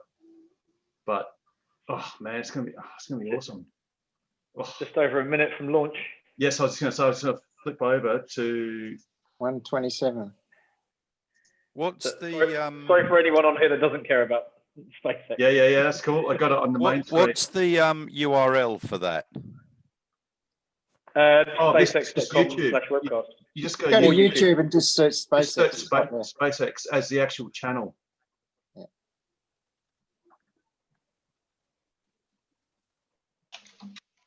So, did you hear that the new high bay, the high bay they're building, they're going to have it with a glass top, and you can go and do tours and look down on the Oh, rocket. really? Yeah. Really? Yeah. Awesome. That's typical. That's typical. Yeah, that's typical Elon, isn't it? I love it. Yeah. Sell tickets to it. Why not? Yeah. Make a bit of extra cash. Yeah. That's the thing. Cool. The thing I love about Starlink is they're putting these things up on reused rockets, reused fairings. Well, I think that's the eighth time this one will be used. But the thing is, they're still throwing away the second stage. When they get Starlink going, they'll throw 100 up at a time and just keep relanding them. Correct. That'll be enough. Here we go. Did you like the Neil belly flop that worked? Wasn't that? Oh, that was incredible. Incredible. Yeah. 1. Go. Oh, it's off. Look at that. We have liftoff. That never gets old. No. I prefer the landings. Oh, yes. Yeah, Oh, that's yeah. the bit. That's the thing that gets me. Well, the thing is, once they've got Starlink working, they really need to get one of those receivers on a barge, just on like a dinghy at the back of the barge, so you can get unfettered coverage or continuous coverage of the landing. But when they're throwing the Starlinks up, they'll just land where they took off. Oh, you mean the starships? Yeah. But the first stage, they want to recapture it, and they want to land it and catch it by its grid fins, apparently. Yes. Yeah. That's nuts. How radical is that? Like, can't be Save done. the weight of the legs. Yeah, nuts. It's just think outside the box and then throw the box away. See, I reckon what Elon does is he watches Ask Us Anything, early in the morning, and he goes, "What else could I possibly do that's crazier than this show?"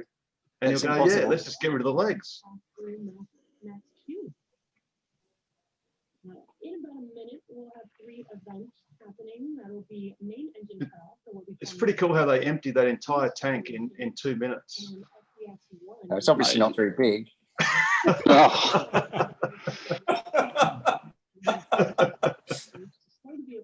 Separation, 4-stage separation, and that's where the first stage separates from the second stage.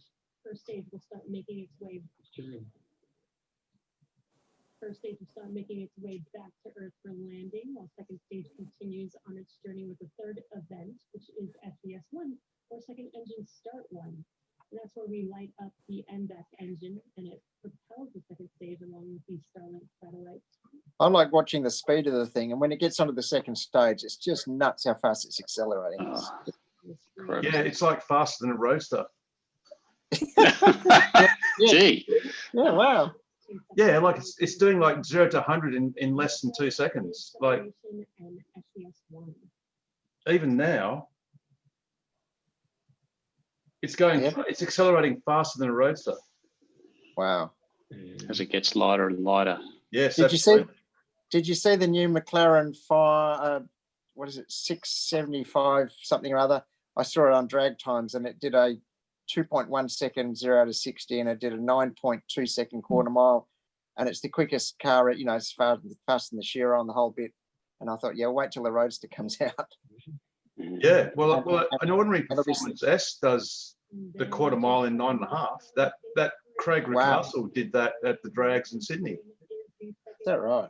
Yeah, in a standard and a P100 and a plaid Model S will be about 1.9 0 to 60. Yeah. Won't it? Yes. Yeah, 0 to 100. Yeah. 0 to 100 from a stationary start, because the difference is in the US they do a rolling start. Yeah, they do a 0 to 60. They do a 1 foot rollout. Yeah. Whereas, so I think it's about 1.9, and 0 to 100 from a stationary, it's supposed to be about 2.1. So, and that's, I had fun at the drags night. That was fun. And I took my Model 3. I did a 11.41, which is the quickest, which is fun. Awesome. What was your reaction time? Not as good as Pete's. He got a 0.01. Whoa! He anticipated. Yeah. 0.01. My best was at like 0.18, which isn't bad. But see, I had the fastest time, but he beat me over the thing by about a foot. It was awesome. It was a great last race. But my car was 0.2 of a second quicker than all the other Performance Model 3s. I don't know why. Probably because I got a tow bar on it, makes it heavier. Did you have it fully charged? No, reasonably close. And I charged up while I was down there. Plugged it into the the 50 kilowatt that they had there, and that was fun. Yeah. John Edwards's Kona. Yeah, didn't make a lot of difference, I don't think. In fact, when I got it fully charged, it went 0.1 of a second slower, but whatever. Well, electrons are heavy. Could you guys hear the commentary before then? A little bit. Yeah, we could a little bit. Oh, okay, cool. I just didn't want it to be too loud. I think we've got a member. We've at least got one member that's confirmed as ordering or having ordered the plaid Model S. Wow. So imagine that at the drags. I mean, they'll probably have to ban it. They'll probably say, "Oh no, you've got to have a roll cage in it because it's too fast." Yeah. Which then we'd have to try and request a knobbling mode where it only does the quarter mile in the correct number of seconds. That doesn't lead her.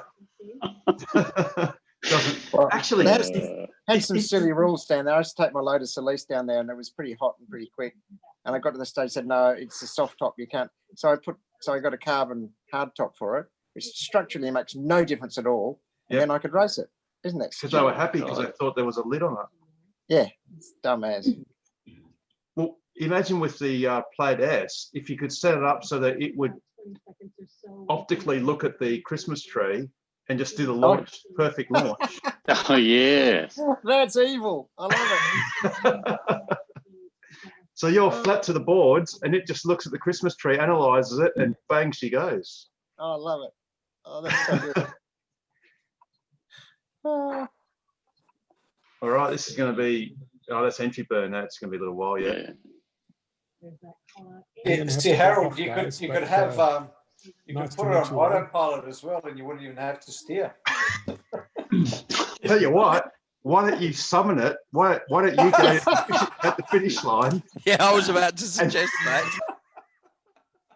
And summon it as quickly as possible. You go, I want you to come to me in 8.5 seconds. Just imagine. Have to suggest that to Elon. Oh God! Drag strip mode. Oh, that would be the best. Get out and let my car destroy you. And because it's, you know, it's 80 kilos lighter because it doesn't have a driver. Yeah, exactly. And what you do is you put a teddy bear in it or something really light. An inflatable doll. Yes, with the inflation thing at the belly button, so if it goes flat, you can pump it back up. Yeah. Yeah. And put goop in Flying it. high. Hey, Harold, I think Peter was asking a question. Yeah, no, I was just saying that I've got to drop off now. So it was nice meeting you guys, and thanks for the info. And I'll catch you another time. Yeah, no worries, Pete. Feel free See you, to Pete. any time. Yeah, great to see you, and congratulations on your Very order. serious bunch of guys. Thanks very much. Yeah, Cheers. thanks, guys. Take care. Bye. See you All the later. best. Oh, here comes landing burn. He's going to love his drive home. Oh, he will. Oh, here we go. Oh, geez, a bit rough out there. Mm. Doesn't seem to worry them though. No. There it is. Come on. Ah, Yeah, of course. Come Yeah, on. there it is. Yeah. Come on. It stuck it. You could It just crashed. They did it. Oh, there yes. it is. Hey, Oh, dead center. Oh, that's pretty good. Look at that. That's nuts. It's looking tasty. who said the conditions were rough? Oh, Look at that. that is awesome. That just never Oh. gets old. That never gets old. Geez, that's more accurate than my smart summon.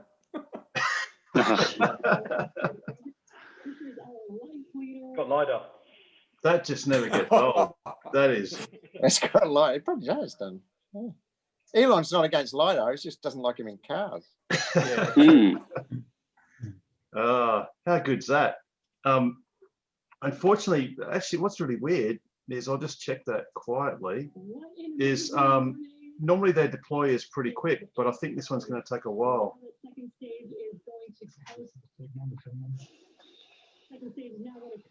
I'm going to drop off Harold. It's getting a bit old over, a bit late over here.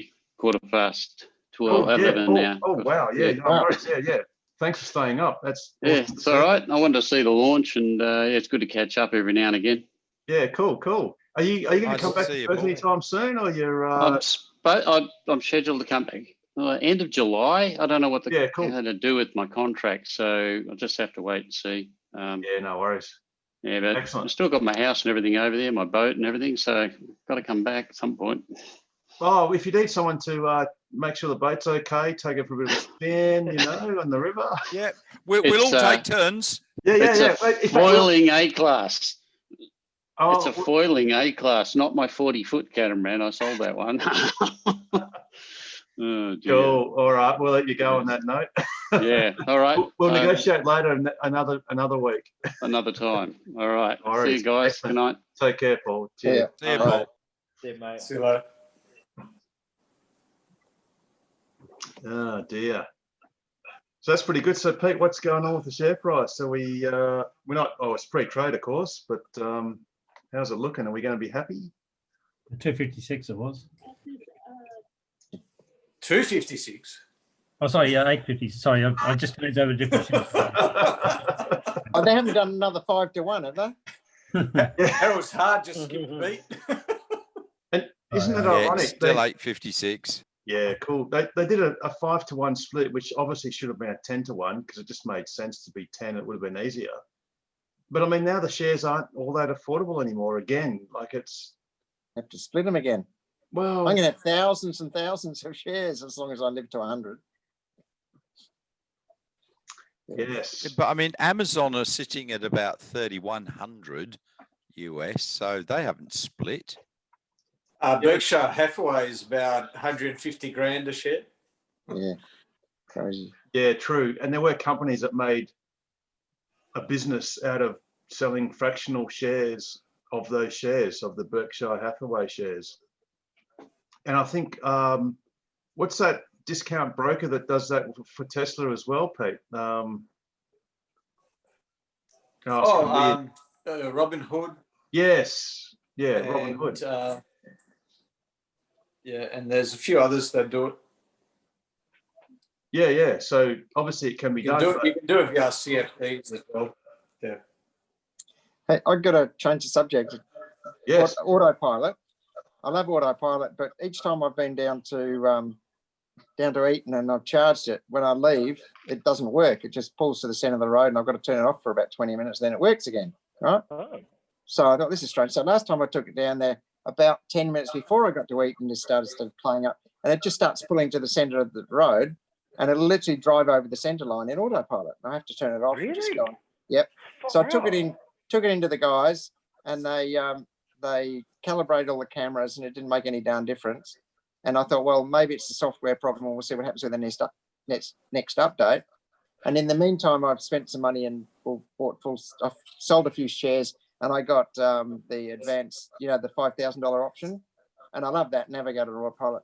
And then I'd stuff it, shares went up again, so I sold 5 more and got full self-driving. But I can't use it, especially it works fine in cold weather. But if I take it down on a 40-degree day, I go up the road, it just won't work. It just steers across the centre line. Really? So I'm not sure if it's the camera that's getting hot and going out of whack, or I should just wait for the software update. But I don't know where to go. That is definitely a fault. That is Something's definitely not right a there. fault. Mine does not do that. Yeah, it's not normal, Richard. It's not So normal. I'll take it in. Yeah. Actually, what you can do them a favour. Yep. So they actually yourself logged it. favour. Log when it happens. Yeah, they did that, and I showed them a photograph of this thing straddling, in Autopilot and straddling the centre line. Yep. Wow. And they said, when was that? I was, I don't know. So they looked at the photo and they got the metadata off the photo. Yep. So Tesla in America thought, okay, and they couldn't figure it out. So they said to them, well, recalibrate the cameras and see what happens. Wow. And they also said, well, it could be the fact you're running 18-inch tires. No. And I changed. No. I put my 20 inches back on. No. Made zero difference at all. There's a great joke. There's a great joke in Norway that goes, if you get like a crack in your windscreen, it's because you've got non-standard tires. Like, right. It's just that running joke in that's always the excuse in Norway, is it must be the tires. Right. But no, it doesn't make any sense at all. So I did change the tires out and put them back on. It didn't make any difference. So. I don't think Model 3's experienced this, but just have a good look at all the cameras. So your side, your B pillar and repeaters and all that stuff. Well, sorry, the B pillar ones. See if there's any condensation or misting or whatever on the side ones. Yeah, clear as. Yeah. But I think most of the steering would be done from the front cameras. So again, just check your front 3 cameras to make sure they're all clear looking. But no, that's definitely a fault they need to resolve. It's not normal. It's just not normal. Very frustrating. Okay. So do you think I should ring the boys or do a through my app? Just raise a service request stating what you're experiencing. You can't. Well, put it this way: you can't ring them. Well, you can try. Oh, I can. I've got their number. Yeah, there is a number that they do change numbers every now and then, but you've got to say to them, no, you're not happy. It's not normal, and it isn't. It's just not normal. Oh yeah, it's crazy. And I mean, if you want, sorry, is this only at Eton or is this in other places as well? No. If in a hot day, if it's 40 degrees, like I've left the car out and it's hot now, it's heat soaked, I can't use Autopilot because it just steers over the centre line. Well, what's really easy to do is you can get one of us. We can just follow you, and we've got dash cam, and we'll just follow you in Autopilot, and show that our car is doing the right thing and your car is not. Oh, it's not. Yeah, it's not a problem. I've got screenshots of my car over the centre line on my phone now. Yeah, with Autopilot fully engaged. I haven't disengaged it and straddling the line. Escalate it. Tell them they need to resolve it, and you don't. And you, to be honest, you don't care how they do that because it's not your problem, and there is a problem. Oh, there is, yeah. I don't like stirring the pot too much, but well, no, it would. Yeah, but that's your life on the line. That's a dangerous pot. It needs stirring. Oh, that's true. Yes. That's incredibly dangerous. Yeah. No, definitely. That's an itch that you need to scratch. All right, I'll do that. I'll do that when I hang up. Yeah. Yes, they're going. And Richard, Tesla will want to know about things like that, especially full self-driving. Yeah. You know, it's important that they know about it. So Yeah. I wouldn't be. Yeah. I Like wonder if that's it's almost like newsworthy on electric. Yeah, no, I Yes. don't. Yeah. But I wonder if it might be something like hot pixels or something on one of the cameras might be a bit shitty, and if it gets hot, it just wrecks out or something. I think they have to change the front cameras. I don't know how hard that is to do. Oh, it's easy. It's not bonded to the windscreen, is it? It's just. I don't know, I to be honest. can't imagine it would be, because if you crack a windscreen, they've got to change it. So. Oh, I think it is bonded loosely. You know, like there is adhesive, but it's you can take it off and put it onto another one. Yeah. I think that's actually why they have user selectable camera recalibration. So it's on your safety and security. It's a second last menu item. Yep. You can just you can actually do it anytime you like. Just recalibrate cameras. Right, and So then I it think goes it's intended so that you could go to Windscreens O'Brien or whoever and change the windscreen if they had one. Yeah, and recalibrate the cameras yourself. Right. I think that's why they've done it. Yeah. But you know, escalate and resolve, because no, it's not normal. With all the other things, I was just go on, Pete. No, I was just thinking that if it's a problem with the cameras, shouldn't you get a message telling you that the system can't read the cameras properly? Because I know there's instances when either in really heavy rain or there's sunlight that's reflecting off the screen. So I'll get a message saying, you know, take over, Autopilot can't drive because, you know, camera's obstructed or something along those lines. So I looked on YouTube and some guy was talking about something like this. So he got a bit of tape and covered up one of the cameras, another camera of the three cameras. And I did the same thing, and it just won't allow me to select Autopilot. It doesn't give me any messages. It just, you can't select it. Yeah, but you're already in Autopilot. No, yeah, this is when I've been testing it afterwards to see if it's one of the cameras that's faulty, and then I cover up the camera and then Autopilot. Yeah, well, it wouldn't even let me do that. So. Yeah. Richard, just checking. This is your car going to the right, so it's going to the center. Yeah. Okay. Yeah. Because before it does that, it just starts. You know, what do they call it? You know, where you go left and right, and then it gets worse and worse, and eventually get to the stage where it wants to sit over the center line a little bit by about 2 foot. And if I'm going up in the middle of the road and I turn on Autopilot, the car just jerks across the center line. Oh! Now, have you noticed? Hang on. No, have you noticed? Does it accurately show the car? Yes, across absolutely. the center line. Oh yeah, absolutely. I've got a picture of the car over the center line, with the dash showing the car over the center line. Right. So the car knows that it's over the center line. Absolutely. And it remains there. Yeah. So that can't be a camera issue. No. Oh right. Okay. That's something else. That could be your computer. Or something's just occurred to me.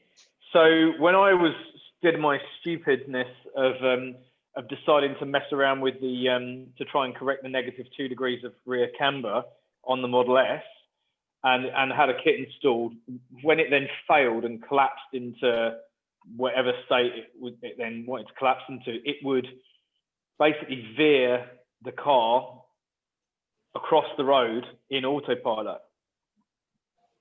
So have you had your toe, your camber, your alignment checked? No, they checked all the alignment.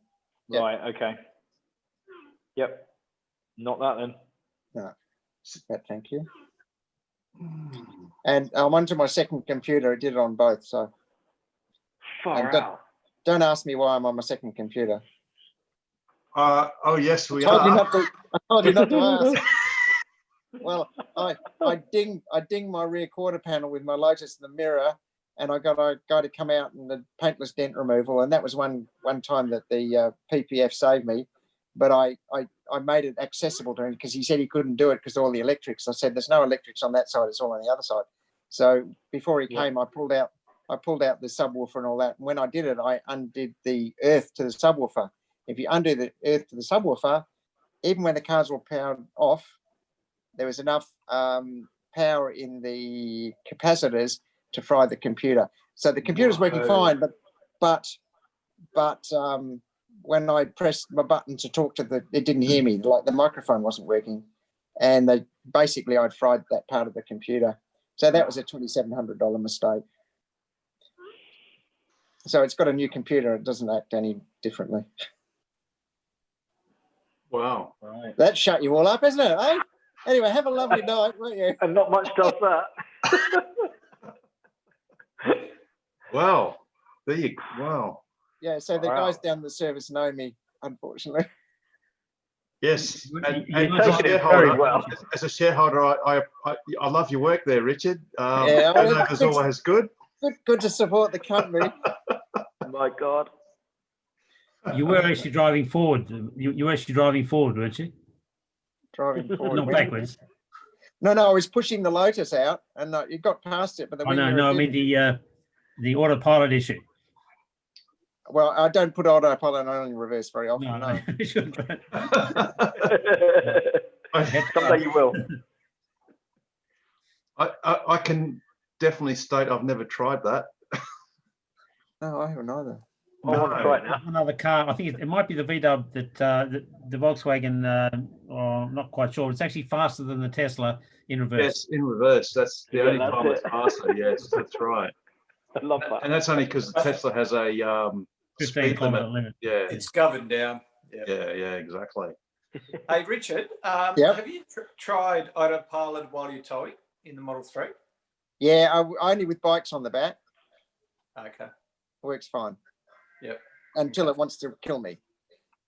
Well, yeah. Right. Because Harold, you can't, in the Model X, you can't use Autopilot because once you put it into tow mode, Autopilot's grayed out, isn't it? Yes, it can. It's actually, so the only way it knows you're actually towing something is when you put the trailer lights on. Yeah. So yeah, obviously then it automatically goes into trailer mode, doesn't it? Yes. So, but for instance, that Tesla realized that you could have something like a bike carrier, which might also have auxiliary like tail lights, brake lights, indicators on it. So if you plug in a bona fide trailer with lights, which is the only way it knows, then you can actually press trailer mode and it actually does the opposite of trailer mode, which is it like goes no trailer mode. And what you're basically telling the car is, it's okay, I don't have a trailer, I have a bike rack.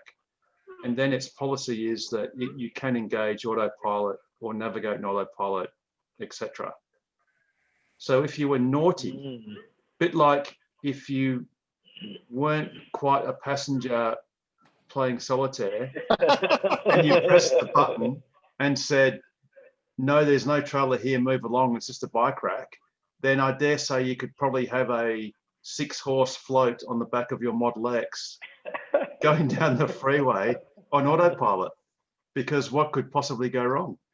Hey, Harold, I think this is one of those times where we might... No, I'm just saying if purely you're hypothetical. naughty. But interestingly enough, when I had the shark fin on the back, which only weighed 165 kilos, one thing I did notice in autopilot was as you went around a corner, it exaggerated, like the car must be very well balanced to do its sort of turns to be smooth. But with the shark fin, you got like an extra bending, turning moment.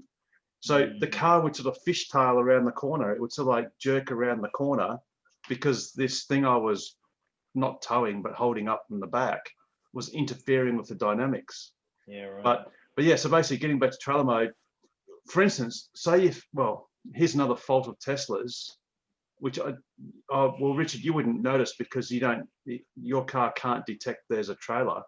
But one frustrating thing with Tesla is that if you use a trailer with LED lights, tail lights, brake lights, it doesn't actually detect it. So it doesn't work properly. And the way you fix it is you put like a 5 watt X number of ohm resistor on the tail light circuit of your loom on the trailer to load it up to make it look like a bulb, and then it can detect that it's actually a trailer. So trailer mode in an S or in an X, and upcoming in a Y, you can just press it with no tail lights connected or no trailer lights, and it will go into trailer mode, and then it just blocks out autopilot. But not TAC. I think you can use TAC, but not autopilot. But you can turn it on deliberately, or you can turn it off deliberately if you are naughty towing a trailer. But yeah, with Richard, your car doesn't even know, so it's happily gonna be in autopilot the whole time. And we'll see. Oh, except for the fact it's gonna kill you. Yeah, that's right. Yeah. But yeah, do fix. That's not right. It's not normal. And The thing is, though, like in all seriousness, in the future, I hope that there is a sort of towing autopilot mode, because if you were towing a trailer and a tire blew on it, I would want the computer to be able to react quicker than I could to control it and slow down and, put on the hazards and all that, Yes. Yep. Not an easy problem to fix, to solve, but I can see that as a good use. That's a very good point. But yeah, the cars are awesome. But yeah, trailer mode on and off, easy peasy. It's all good. So any other bits of news or whatever? Sorry, Damon, if that sounded a bit disjointed, it's because it was. Because we were talking secret Tesla business. Secret squirrel. Which, sad to say that if you were here live, well, as Elon you would have heard it, but now you missed out. Sorry, Damon, and Joe and Seb. And the 18 other people that are subscribers. Thanks for doing it. And the ones that aren't, please like and subscribe. Click the notification button, bell, whatever thingy. And join Patreon. Oh, and if you have it, thanks for watching. And Patreon. We'll take Patreon contributions one Tesla share at a time. So, oh dear. So, anyone else got any news before we wind down a bit? Oh, and Richard, apologies for last week. We did finish right on 9:30, and I think you just popped in just after that. So, apologies for missing you last week. No worries. I sometimes pop in, sometimes I don't. Oh, I've got it's all another good. life. I try and think I've got another life. You mean there's another life after Tesla? Yeah. Well, yeah, I've had my Lotus life, and now I'm getting into Tesla. So I'm just as stupid on this one as I was on my other cars. So. We won't have that debate of which car was more awesome, but I think the fact that you've chosen Tesla now kind of proves it. Yeah, it's because I'm fucking 64 now. I wasn't before. I tell you, my lease was about the same performance as my Model 3 Performance, so it was pretty quick. That's difficult with mass things oscillating backwards and forwards and fuel being burnt. Yeah. And it was the quickest one in the country, but anyhow, that's another story. We won't go. Yeah, anyhow, that's gone. The gearbox went to Poland, the engine went to Melbourne, and various other bits went all around the world. And then I made it standard and sold it. So, excellent. Yeah. So I was interrupting someone else before bringing something else up. Oh, I was just going to, nothing major. I managed to find a set of the original Tesla Aero wheels that they only sold between, I think, 2012 and 2014 as an option. Oh, the less ones. Yeah, you can actually select it out of the list of wheels, which is how I originally found out about it. Anyway, so I found out, I think, 900 US. I've got it for 4 of them, getting them shipped over at the moment. So wow. In transit. So yeah, but because I think one's a slightly different color, and they don't have the center caps on 3 of them. So I'm going to see if I can get 3 of them 3D printed. Anyway, and then I'm probably just going to get them painted the same color as my 21-inch turbines. And then they're 19-inch, so stick some Michelin Primacy 4s, I think, are very well regarded. Yep. And then I'll have them both for proper road tripping. and then of course I can carry one of them as a spare. Sorry, I can carry one of my 21-inch turbines as a spare. Yeah, when we do road trips as well. So yeah, that's the plan. And yeah, so just I love my 21-inch turbines. I know that they chew through the range and tires, but yeah, I love them for Metro Perth. And then yeah, I'll stick the 19s on when when we're going further afield. Yeah, because they cool. were quite controversial because a lot of people thought they were absolutely butt ugly, like they couldn't stand them. I mean, they're around for a short time, weren't they? Yeah, they weren't very popular. Only a couple of years it was even an option. To be honest, I don't really care. Like if I'm doing road trips, I want the range, and I want to, not chew through really expensive rubber. Just clocking up the Ks. So yes. So I'm not really that fussed about what it looks like, on the road, on road trips. I'm just trying to bring up. Oh, there you go. Oh, a picture of them. Yeah. Found it. I think that they're still the most. Yeah, they're not great looking wheels, I don't think, but they're still apparently the most aerodynamic wheels that have ever been made for the Tesla. So. Yep. That's why I went for them. It was not for looks. Actually, that reminds me of I had a Ford, a 1977 XC GXL, and it had one version had the globes. That's not aero wheels. The other one was like a dish, like it was just aluminium, and it was like a no ventilation, nothing. Yeah, nothing at all. Which is probably. So I was thinking about sort of doing that, but then I didn't want to get non-Tesla wheels, for the load rating and for the fact that you can actually select it as an option from the drop down. I like that as well because if anything did happen, then I can say, well, it is a Tesla approved wheel. So does that appear in your wheel menu? Yeah. Wow. So on your visualization, you can actually set it to that. So that's actually, and it will then know that it's got those wheels on, of course, and then I need to get TPMS sensors for it and set them up. But yeah, it will know. It will know what pressures are to where to give you a warning for the pressures, which are different between 21s and 19s apparently. So did those wheels? Do they come with TPMS? I don't know, and to be honest, I'll just get them if get ones. Apparently, they're not expensive, so I'll get them on. So yeah, it's a little bit of a project I've got on the side for, and it just makes a bit more sense than if we're going to do a trip out to Cal and then down to down to Esperance and back. Then it makes more sense to do that on slippery wheels. So yes. Yeah, cool. So when you're getting them? No idea. It's through the MyUS freight forwarding service that was it Michael recommended a while ago? Yeah, they're great. I use them all the time in my other car. They're fantastic. Yeah, okay. I use them too. Yep. Brilliant. Okay. Haven't had any problems yet. Well, and funny enough, I've just had some new. Oh, you can't even see it. Some new sort of HEPA style air filters. Oh, see-through ones. They're awesome. Yeah. So amazing. Yeah, cool. Yeah, because they just came with my US. Arrived today. So. And that's for your car, obviously. For my old style pre-facelift S. Yes.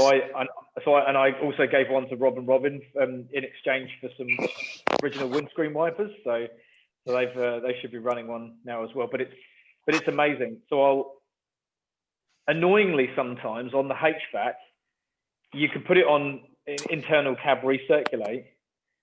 But sometimes the Tesla software annoyingly puts it back to auto. And I've been following like a truck or something, and I can smell the diesel. Yeah. Like as soon as it happens, I'm like, hang on, something's changed. It's just crazy. I'm so sensitive to it now.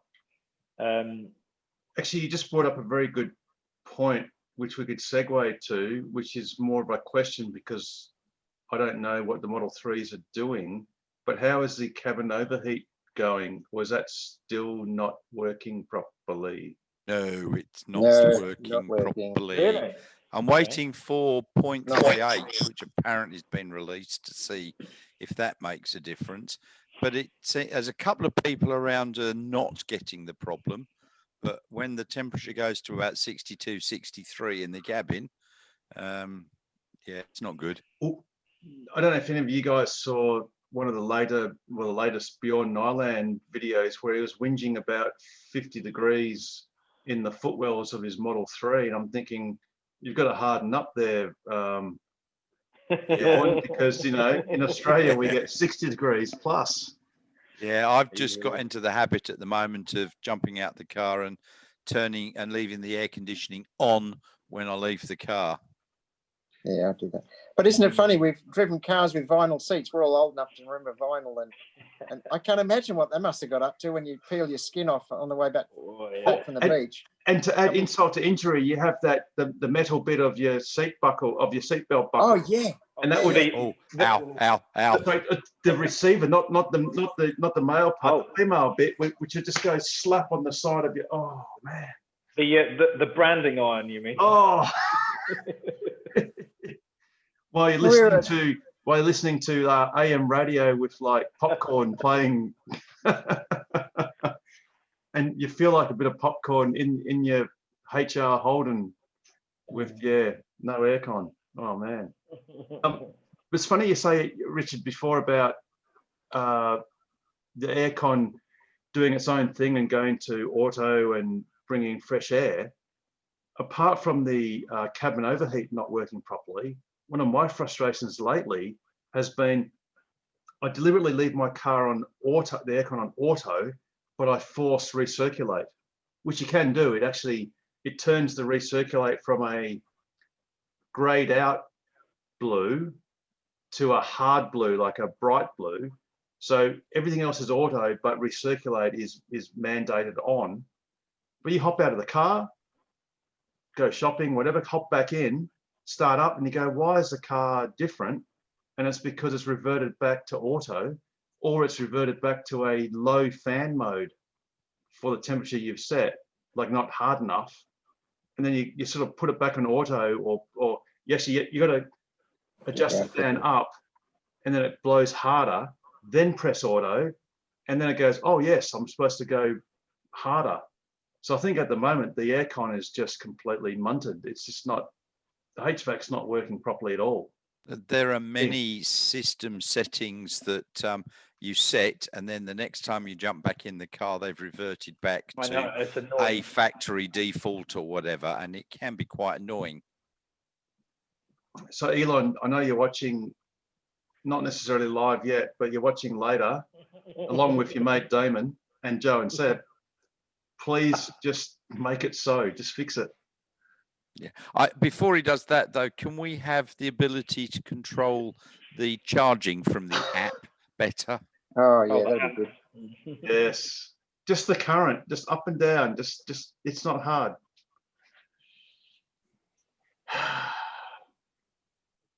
So many bits of software, so much code. So presumably that new wall charger, the new wall connector will talk to the Powerwall and operate like a Zappy. But, you know, ironically, Richard, it doesn't need to, because the car can talk to the Powerwall. Yeah, that's a good point. So, because, yeah, but then it can't necessarily.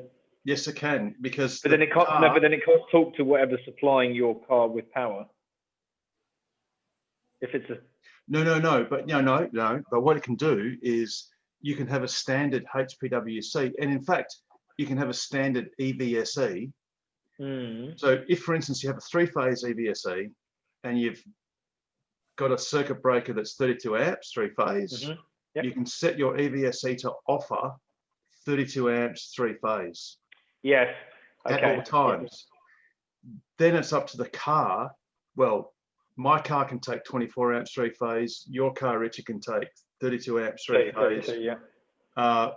Nigel, Pete's, and Richard's threes can take 16 amps, three phase, Yeah. 11 kilowatts or less. So all of our cars can take as little as 1 amp three phase, or even possibly 1 amp single phase, regardless of what the EVSE, regardless of the fact that EVSE is offering 32 amps.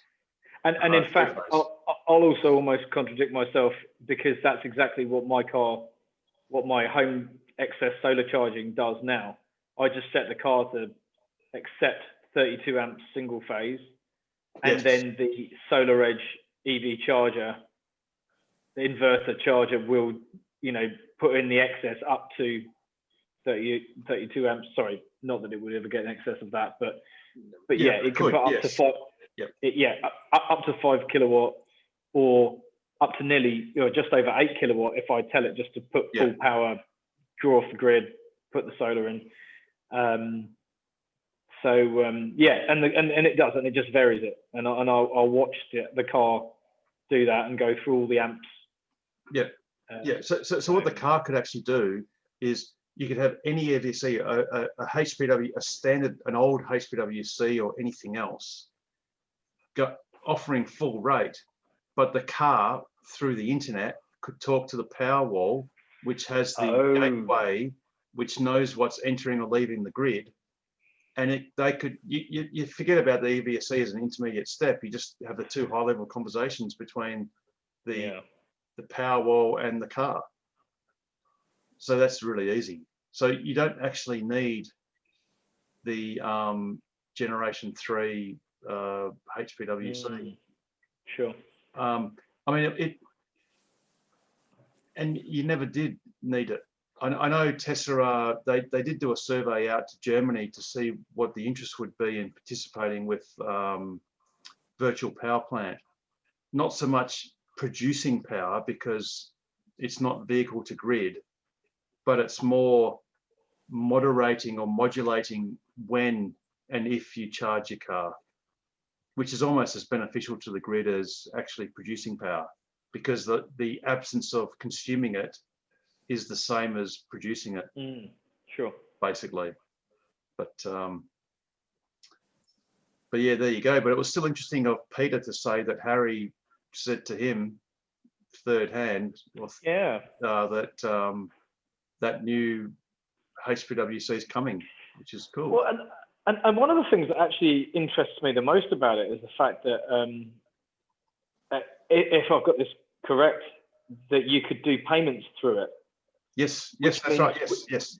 And I think that's massively important, because then if, rather than businesses going, okay, well, I hope I'm going to attract a Tesla or two at some point by having it, they could go, well, I'm actually just going to put it in and charge people for it, which is fair.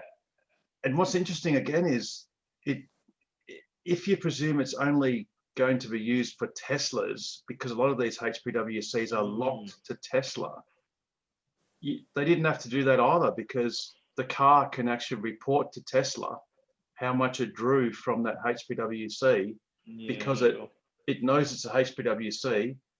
It probably knows its serial number and knows who owns it, and could pay that money through your account. But yeah, it's still a good feature. And perhaps it could also do it to non-Tesla EVs. Well, that would be a good thing as well. Yeah. And one of the challenges is that many EVSEs don't have revenue grade metering systems in them. No, they do not. So that was one of the challenges. And in fact, go on. Sorry, go on. Oh, I was going to say, Australia keeps writing exemptions for people selling electricity for car chargers. They're currently exempting them from being under the standard of the National Institute. No, sorry, National Measurement Institute. So you know how if you sell bananas, you've got to get your scales calibrated. If you sell petrol, you've got to get your Bowser calibrated. Absolutely. And many other weights and measures. But if you're selling electricity to electric cars, you don't. And they've been signing annual or biannual exemptions from that standard or that requirement. But for anything else, if you sell electricity in any other context, as you said, you've got to have a revenue grade, Class A meter. Yeah, and in fact, Australia is actually more rigorous. In Europe and other jurisdictions, they have two classes of meter. They have the ultra, I forget, it's sub 1% or 0.5% accuracy or error, sorry, not accuracy. Tolerance. Tolerance. But then you can actually have sub-meters, which are suitable for sub-metering for multiple tenancies or whatever. But in Australia, you either have top-notch or you have sort of nothing. So that's where even some of the fast DC chargers and other EVSEs have to actually buy an NMI approved meter to add to the meter they already have, because in Australia it's not legal. It doesn't meet the legal requirement. So it's another example is for solar systems that are over 100 kilowatts in our class. They don't fall under the STC regime. So they have large scale certificates, and so for those you got to get a separate Class A, a separate revenue meter in order to be able to have a verifiable, auditable record, so that you can create your certificates.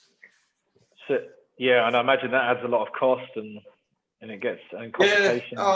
They're anywhere from $700-800 to about $1,500. Oh, okay. Yeah. Okay. But that's just for the meter, it's and then the install and. Of course, yeah. Just the beginning. Yeah, right. That's interesting. And the funny thing is, the meters are only small because all they have is large CTs, current transformers, to basically measure the current, because the voltage is always the same, well, sort of. It's just the big current going through your big feeders. But yeah, it's just one of those weird things in Australia. We have this different arrangement. So I'm just a bit lost. So is that a good thing for us or a bad thing? The way that it's. Oh, look. Both. I guess the thing is, see, one big aspect of car charging is compared to, say, if you're selling electricity to a house, is that a lot of the cost aspect isn't so much the power, it's the service of charging a car in a fairly rapid time. So, for instance, if you live in a house for a year and you're consuming X number of megawatt hours or, hundreds or thousands of kilowatt hours in a year, if you're out by 1 or 2%, it makes a big difference. And, electricity is still like an essential supply. So you want to make sure it's accurate. And I guess in a sense you do it with cars as well. But the dominating cost or benefit that the consumer is getting is the ability to charge your car away from home. So I think Tesla did this, that with the superchargers in some states in America, it was illegal, or it is illegal for Tesla to sell electricity. That's right. Yeah. So what they sell is the service of charging your car on a tiered, I think there's 2 tiers, above a certain power rate and below a certain power rate. And it sort of magically equates to roughly that many kilowatt hours per minute or, whatever. But they charge like a parking fee or a charging fee. They're not technically charging for the electricity. They're charging for the service of putting in electricity at a certain rate. Once you have a connection that's, once you have a larger connection, the rates that your retailer will be paying on your behalf and hence passing on to whoever owns the charger will probably be a what's called a maximum demand-based tariff rather than a consumption-based tariff. And exactly what Harold was saying. So you're not necessarily, your biggest cost is not necessarily the marginal cost per kilowatt hour. Your main cost is either the maximum demand, which in WA, which is unique in the whole of Australia, it's calculated on an annual basis. So if you reach a max, if you pull X amount of kilowatts during 1/2 hourly period, that gets set for the whole 12 months. So every bill that you get for the next 12 months is based on that 1/2 hourly period. That's a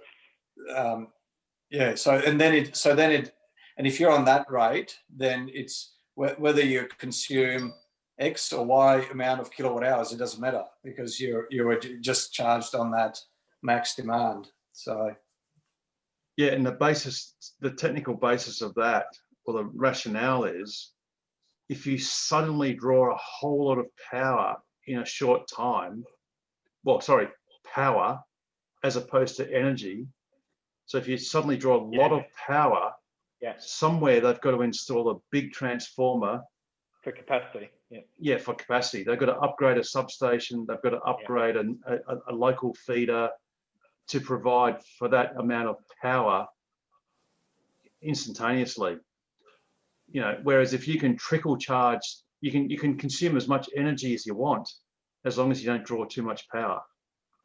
And I think that happened a few weeks ago. It was announced that AEMO is changing the discount that fast DC chargers get, and they're starting to notionally penalize them for the peak power.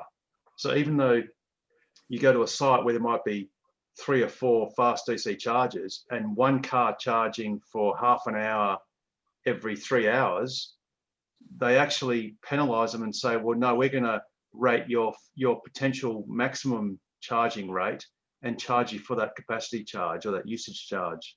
Sorry, capacity charge. So they actually reckon that a lot of these fast DC charging stations are going to have significantly higher costs to be connected to the network, or well, their actual. Well, batteries to the rescue. Well, if you can do that, then you can trickle charge them for as long as you like, 24/7. Yeah. Batteries and solar panels. Lots of. Yeah, lots of. Anyway, I'm going off to see you guys. Cool. Next week. No worries, Nigel. We've got deployment coming up on Starlink in I don't know, a few minutes, but it's all good. Oh, have we? Bugger. I'm just going to go and look at that before I go off and do the other things. Yeah. Anyway, I'll see you next week. You do that. Cool. So has anyone else got anything? Oh, what's that, Richard? That's my service thing. Oh wow! Did you write all that on your phone? Yeah, my car. Yes, I did. My car has a problem with autopilot becoming unreliable and steering the car over the centre line at times in very hot weather. I've had this checked and the camera's calibrated and the wheel alignment checked. This means that I have to not use autopilot a lot of the time here in the summer. I bought FSD, so this needs to be fixed. I've had a new V3 computer fitted because of a failure a while ago, but this has not improved this fault. As you can see, the car is nearly on the centre line when the temperature is high. It actually gets worse, but I photographed this myself. I've got 3 photographs, one in the middle of the lane when it's cool and one almost over the centre line when it's a hot day. So I'll send them that. Yeah, just clarifying for YouTube. You actually, it's just a photo. That was your passenger taking the photos. Yeah, that's right. Because you, as your passenger, was taking the photo. Yeah, okay. So I won't. No. Sorry, you took it with a GoPro. Yeah, I know. It was a GoPro. Yeah, that's right. Because we all know that. Phone is bad, GoPro good. I wasn't driving; it was on autopilot. Yes, exactly. I'm just wondering, you know when you're using Navigo and autopilot and it puts the line in the middle of the road, maybe the computer's just trying to do that. But this wasn't even on Navigo. This is just on autopilot. Yeah, right. So I've got 2 blue lines and the car starts in the middle of them when it's cold, and when it's hot, it's certainly not in the middle of them. So yeah. Yeah. And I must admit, I've actually seen my car do something similar, but only fleetingly, where it actually, frustratingly, it shows itself in the wrong location. Oh yeah, no, But it's sort of happy, but it doesn't do it for very long. This shows it's in the right location, but I mean, it shows it's in the wrong location. It knows where it is on the road. Yeah, yeah. So otherwise, yeah. So yeah, I'll send them that. Yeah, yeah, cool. Yeah, yeah, go I for it. photographed that on my GoPro. That's a good idea. Yeah. I'll tell that's just for Damon's entertainment, Joe and Seb and Elon's. Love your work, Elon. And I love the fact. Oh, look, the Starlink is at the bottom of Australia. Oh yeah. Sorry, the rocket. Southern Light. Hey, so what address shall I put in? Government Road or what? You can just do Western Australia. Just no. What you do is you put your address, and it'll. I've tried putting like 6,000 as our postcode, as in Perth's postcode, and that doesn't really work. Just put your address in, and then it will suggest either mobile or government road. So it's still government road. It's not Scarborough Road yet. Not yet, no. No, the last I saw, they had epoxied the floor. Oh, right.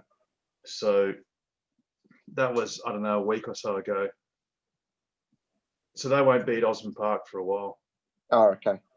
But yeah, you can just book a mobile service initially.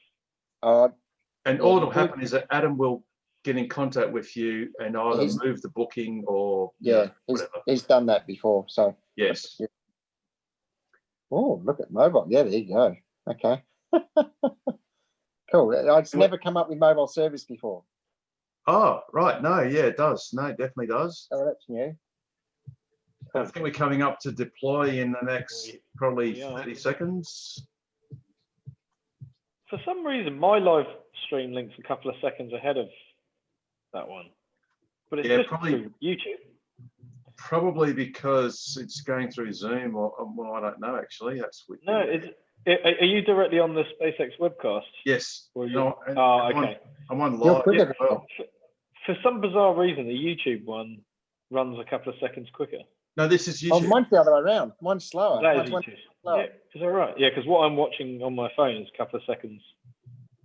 You're into the future, Richard. You're ahead of the curve. I thought Pete was the one that was ahead of a curve, but yeah, he is. All relativity, so. So yeah, that's right. It's all in the eye of the observer. Must be getting very close. Yeah, I've got an image up.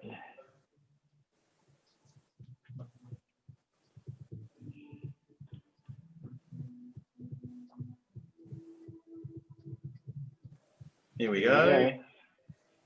I like how this that frame thing just clicks off. Come on. Notice how it's rotating. So they do that to make it spread out. Ah, yes. So they spin the whole thing round so they all spread out as much as they can. Oh.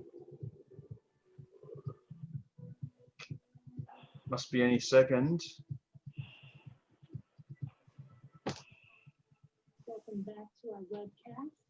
This is so sad. Well, we get our rocks off watching things like this. It's because it's rocket science. Oh, that's true. Yeah, I love this bit, how it just like flops off. Here we go. So it's not actively ejected. It's just that it's spinning. No, it just floats away. Wow. From centripetal force. Yeah. But this bit'll come off.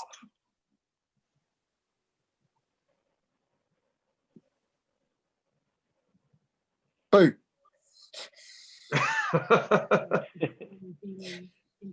There you go. It's moving. There we go. It's gone. There we go. Yeah. Just flies off. That's amazing. What you are seeing live are those Starlink. Genius idea, you know. They just have them bumping into each other. Yeah, exactly. So, well, why not? the next few days and weeks. Love the first principles thinking. And use their onboard ion thrusters to make their way to their operational orbit. Did you see Sandy Munro's critique of the Model 3? Yes. No, the new one. Like, no, I haven't. I didn't like the door gaps. They were atrocious. Oh dear. Okay. And But I he like said the the new paint work though. paint was really good. Yep. due to the range and the FAA Yes, he actually, his panel gaps, the top part of the passenger door was less than a millimeter, like a fair bit less. And And about the 5 at bottom the was, bottom. you could put your finger in there almost. And it was a white car. It's not so bad on a dark car, but a white car, oh my God. No, it's Yeah, not good. yeah, The driver's side was great. Where was that one made? Fremont. Fremont. Oh, well, yeah. that'd be why then. In Yeah, the old it- days, you think, oh, I don't want one from China, but I think it's the other way around now. Yeah, exactly. Let's have a peek at this. All right, so I like this. I like the. Oh no, sorry. This is Earlier on. no, that's sorry, I got to turn that one off because that's actually a newer one.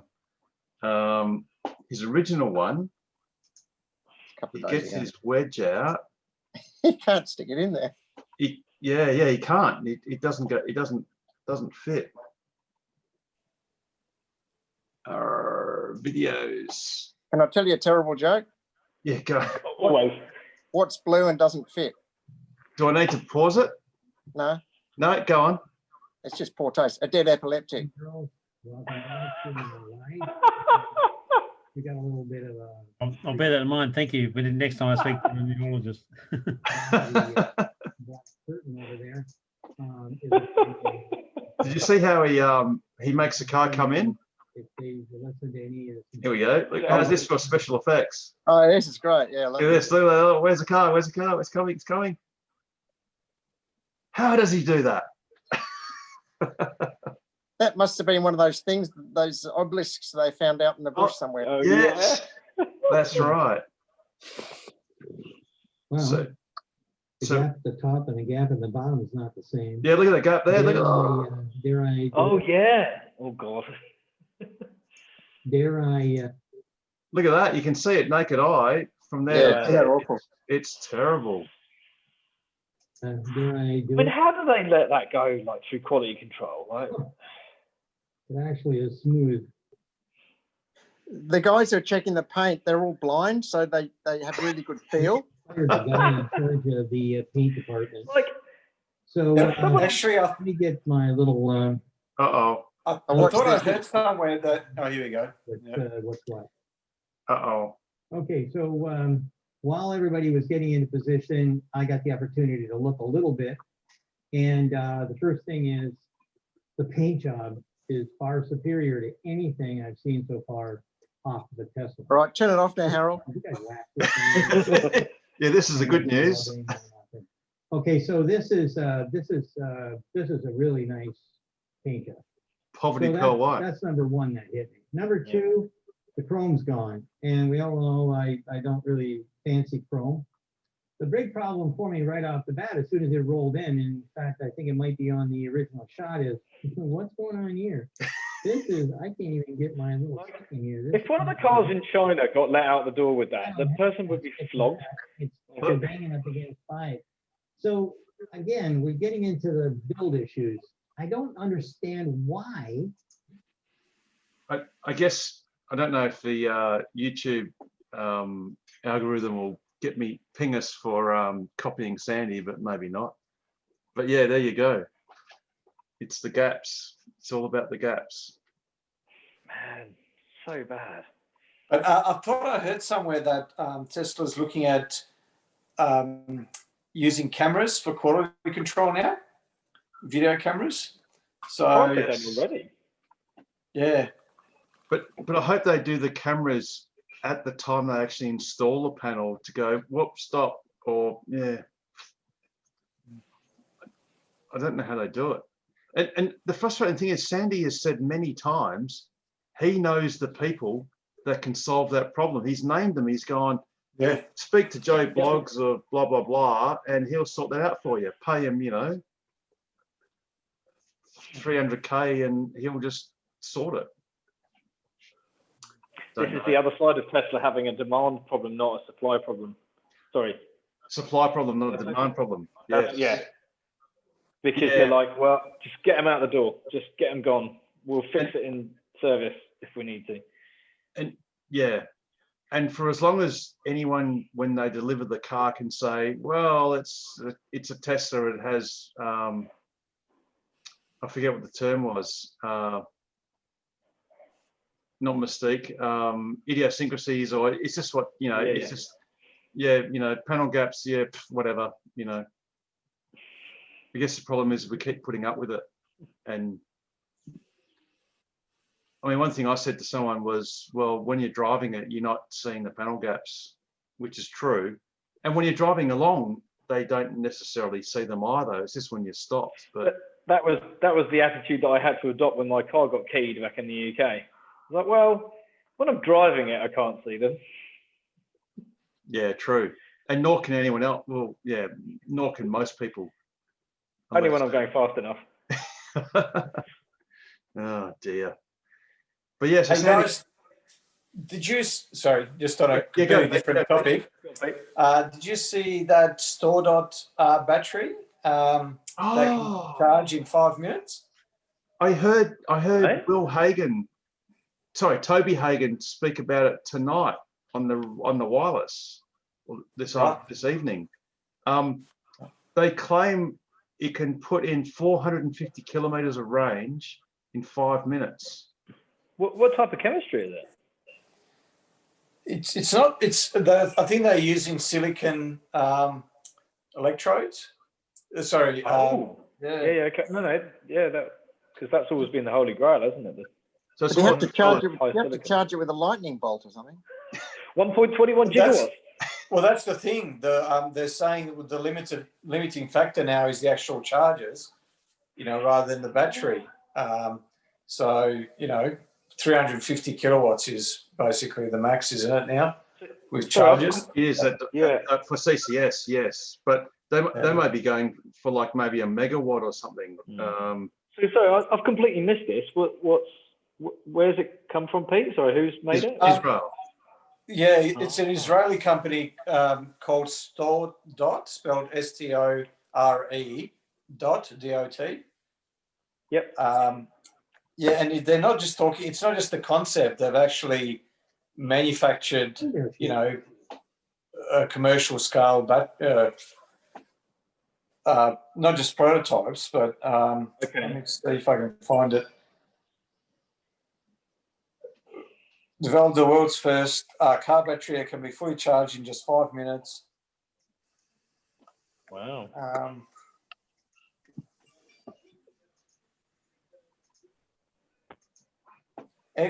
XFC batteries. Yeah, I've just gone on that. XFC, okay. Well, they got BP. Isn't it awesome having competition? Yeah. Oh, hang on. 27. First full live charge to a two-wheeled vehicle in 5 minutes.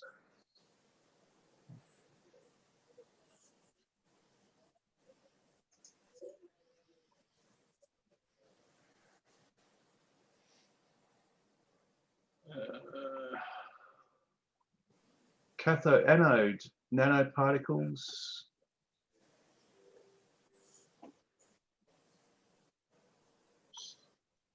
Lots of patents, inspired by nature. Nano stuff, 3D mechanics. All sounds a bit like Novonics and their granulated graphite. Yeah, don't knock them. They're $3 now. Yeah, they went up 15% or something yesterday, didn't they? Yes. Sorry, not $3, $2. Sorry, they doubled fairly quickly. Yeah, I know, mate. They signed up. Peter, what's the name of the guy that's consulting? Jeff Dawn. Jeff Dawn. Yeah, that's it. Yeah, Dawn. Yeah, yep. Yeah, because he's not retired. We're 64, and he's sort of moving sideways from the Nova Scotia University in Canada, I think. Dalhousie. He's got 2 new guys starting. I read it. Yeah. Which is good to have that sort of progression. But I think he wants to play around a little bit with other stuff as well and have the ability to do that for the local economy, which is. He's only written 700 papers, so he probably wants to get a few more hundred in before he has his innings. 703 papers, I think it was. Whoa. So, Who was the guy that actually invented the lithium ion? He's still alive. He's 90. Good enough. John B. Good enough? That's it. Yes. That's it. What a legend. He's not just good enough, he's better than enough. Pretty all right. And his brain's still working. I hope mine's working at 65, let alone 95. No. Yeah. Well, yeah, exactly. He's a really funny, witty guy as well. Exactly. Very articulate, isn't he? Yes, very, very much so. What does articulate mean? It means that the share price is $859. Woohoo! Yeah, sorry, there you go. got distracted. It's all about the share price. I can't imagine why you'd be distracted, but yeah, I'm watching it too. No. That's not yet. That's the pre-market. Oh, well, pre-market. Yeah, that's true. That's the pre-votes. That's the pre-polling. Yeah. So you never. But it's only 10 minutes before we open, so. Yeah. Right. Yes. No, it's good. It seems that Tesla's in a. Well, I don't think they've had an excursion below 800 this year. So that's a good thing. They're like in that trading range between 800 and 900, I guess. I haven't touched 900 yet. Have you seen the 1 year ago price? Oh yes. $102.10. Yeah. That's before the 5-1. That's nuts. There's a guy, Matty. I can't pronounce his surname. It's HAA something. He gets into photography and stuff, cameras and whatever. And as it turns out, he bought a performance Model 3 13 months ago. And I'll bring it up. His YouTube title says that this Tesla Model 3 cost me $770 something thousand. That's because had he not bought it and bought shares instead, they'd be worth $700 and something thousand. Yeah. Yeah. I bought If I'd have bought shares rather than my car, I could have bought a fleet. It's like Apple, isn't it? If you rather than buying an Apple IIe, you'd actually bought shares to the value of, you would be a multi-millionaire. Wish I'd actually bought some Tesla shares at some point. Yes. Now's your chance. Say la vie. Well, Yes. I bought one. Oh, at least you get a vote. That's you do get a vote. Was that pre or post split? Because if No, you that was was, pre that, split, no, that was pre, so I've got 5, yeah. Yeah. All you need to launch a culinary empire. Oh, yeah, this is the video. Once this little ad goes away.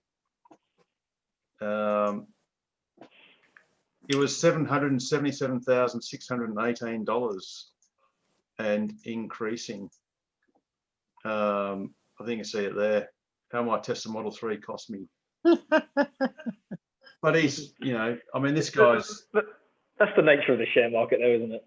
But he's got 1.03 million subscribers, which is a little bit more than this channel. So I'm sure he's doing okay.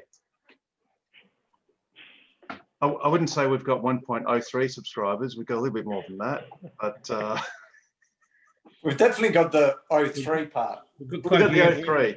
And look, with subscribers like Damon and Joe and Seb and Elon, I mean, who needs the rest, But it's the quality, not the quantity. And that's what we're all about. And as Jack Rickard used to say on EVTV, we do the long format videos to filter out all those skittish sort of people that, you know, only want to watch 5-minute format where it's just, you know, that we make people like Damon watch us in half-hour blocks so he doesn't go insane. No. My kids listen to their uni lectures at 1.5 times so they can get through them quicker. Oh yeah, but see, we're so dense with content. They've got to listen to us at half speed just to comprehend the flow of information. You should have stopped before you said with content. We're just dense. Yeah, I was going to say maybe we're just dense. Oh dear, Anyway, oh dear. I might head off because I don't want to be the last Pete standing. So I don't want to be the last Dick standing. I do. Hey Richard, did you get those stupid jokes at school? Like, have you got a bit of string on your dick? What do you think? I'm a yo-yo? Sadly not. There's too many dicks in England. Yeah. Yeah, well, you know. Have you got a rubber dick? What? I think on that note, it might be a good time to. I mean, we could either push through to the opening, or we could just kind of. No, this is 7 minutes. Shot. Oh, it's come down. It's 8:56.98 now. There you go. Don't say that. Oh, 8:50. It's 8:59 now. Not 59:13. Oh, it's bouncing around. That's good. No, I like a bit of bouncingness because. Are we back to what we were talking about before? It does show a bit of tension. All right, cool. I think maybe now it is a good time to. I can hang on if you want, Harold. Hey Harold, you know what you should do? You should have a poll.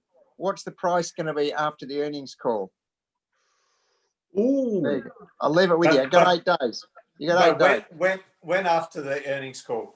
You got to nominate when? 8 minutes after the earnings call. Finish it. Well, the market won't be open, so it'll just be aftermarket trading. There you go. Maybe on the open or the close of on the 28th. Yeah. How about the close? How about close? And I think close is the safest because you can't. Yeah, but it's funny because they come up with good results and then the share price goes down. It's just nuts. No, people explain that. Go and explain the how's it? What's the axiom? Buy the rumor, sell the fact. Yes. Yeah. It runs up in anticipation, and then it just Because you don't buy shares for what's happened. You're buying them for the future. Yeah, right. So you're buying. Yeah, there's another good saying that good investing is all about being able to anticipate the anticipations of others. So the idea is to be ahead of the curve. Sorry, couldn't help myself there. But I get it in there.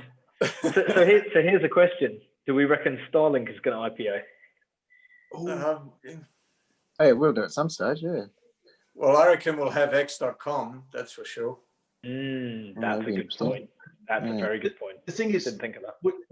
The only reason why you would IPO Starlink is if you thought you could extract more price to earnings ratio than you could just earn.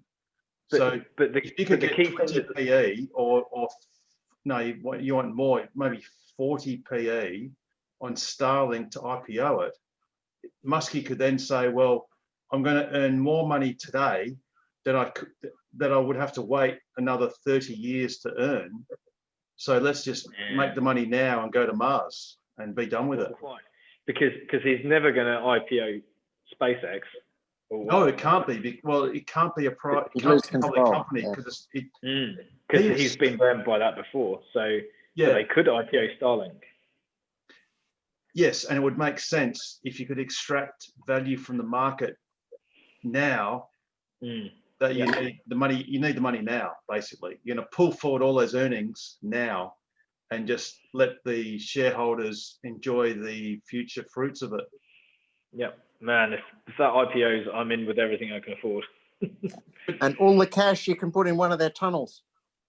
Yes. So, guys, I can't remember. Was it you, Harold, that was saying, or you, Richard? But I thought one of you just said that you can't. The Starlink can't IPO. Sorry, SpaceX can't IPO. They can, but they wouldn't because they lose too much control. Yeah. Oh, okay. Because Elon, they physically can. So yeah.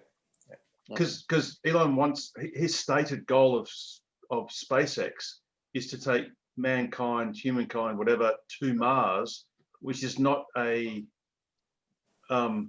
economically no, it's a million person colony. It's not a profitable arrangement. No. So it's going to be interesting because SpaceX actually has sophisticated investors in it already. Well, So, only sophisticated yes. investors. Yeah. So Good point. I guess they're happy to go along with it as long as they can see some return on their investment, but nowhere near as much return as they would have had if they just didn't do the Mars thing, because that's going to cost a lot of money. But yeah, who knows? And he hasn't got much. Sorry, say again? He hasn't got much. Yeah. Not yet. He's only got 700 billion. So once he gets rich, he might do something. No, he's not 700 billion. He's got Pete 200.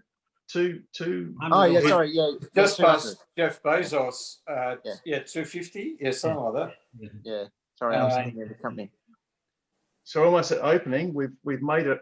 We can limp across the line just to opening. 858. 858, 52. Yeah, cool. So 197 billion.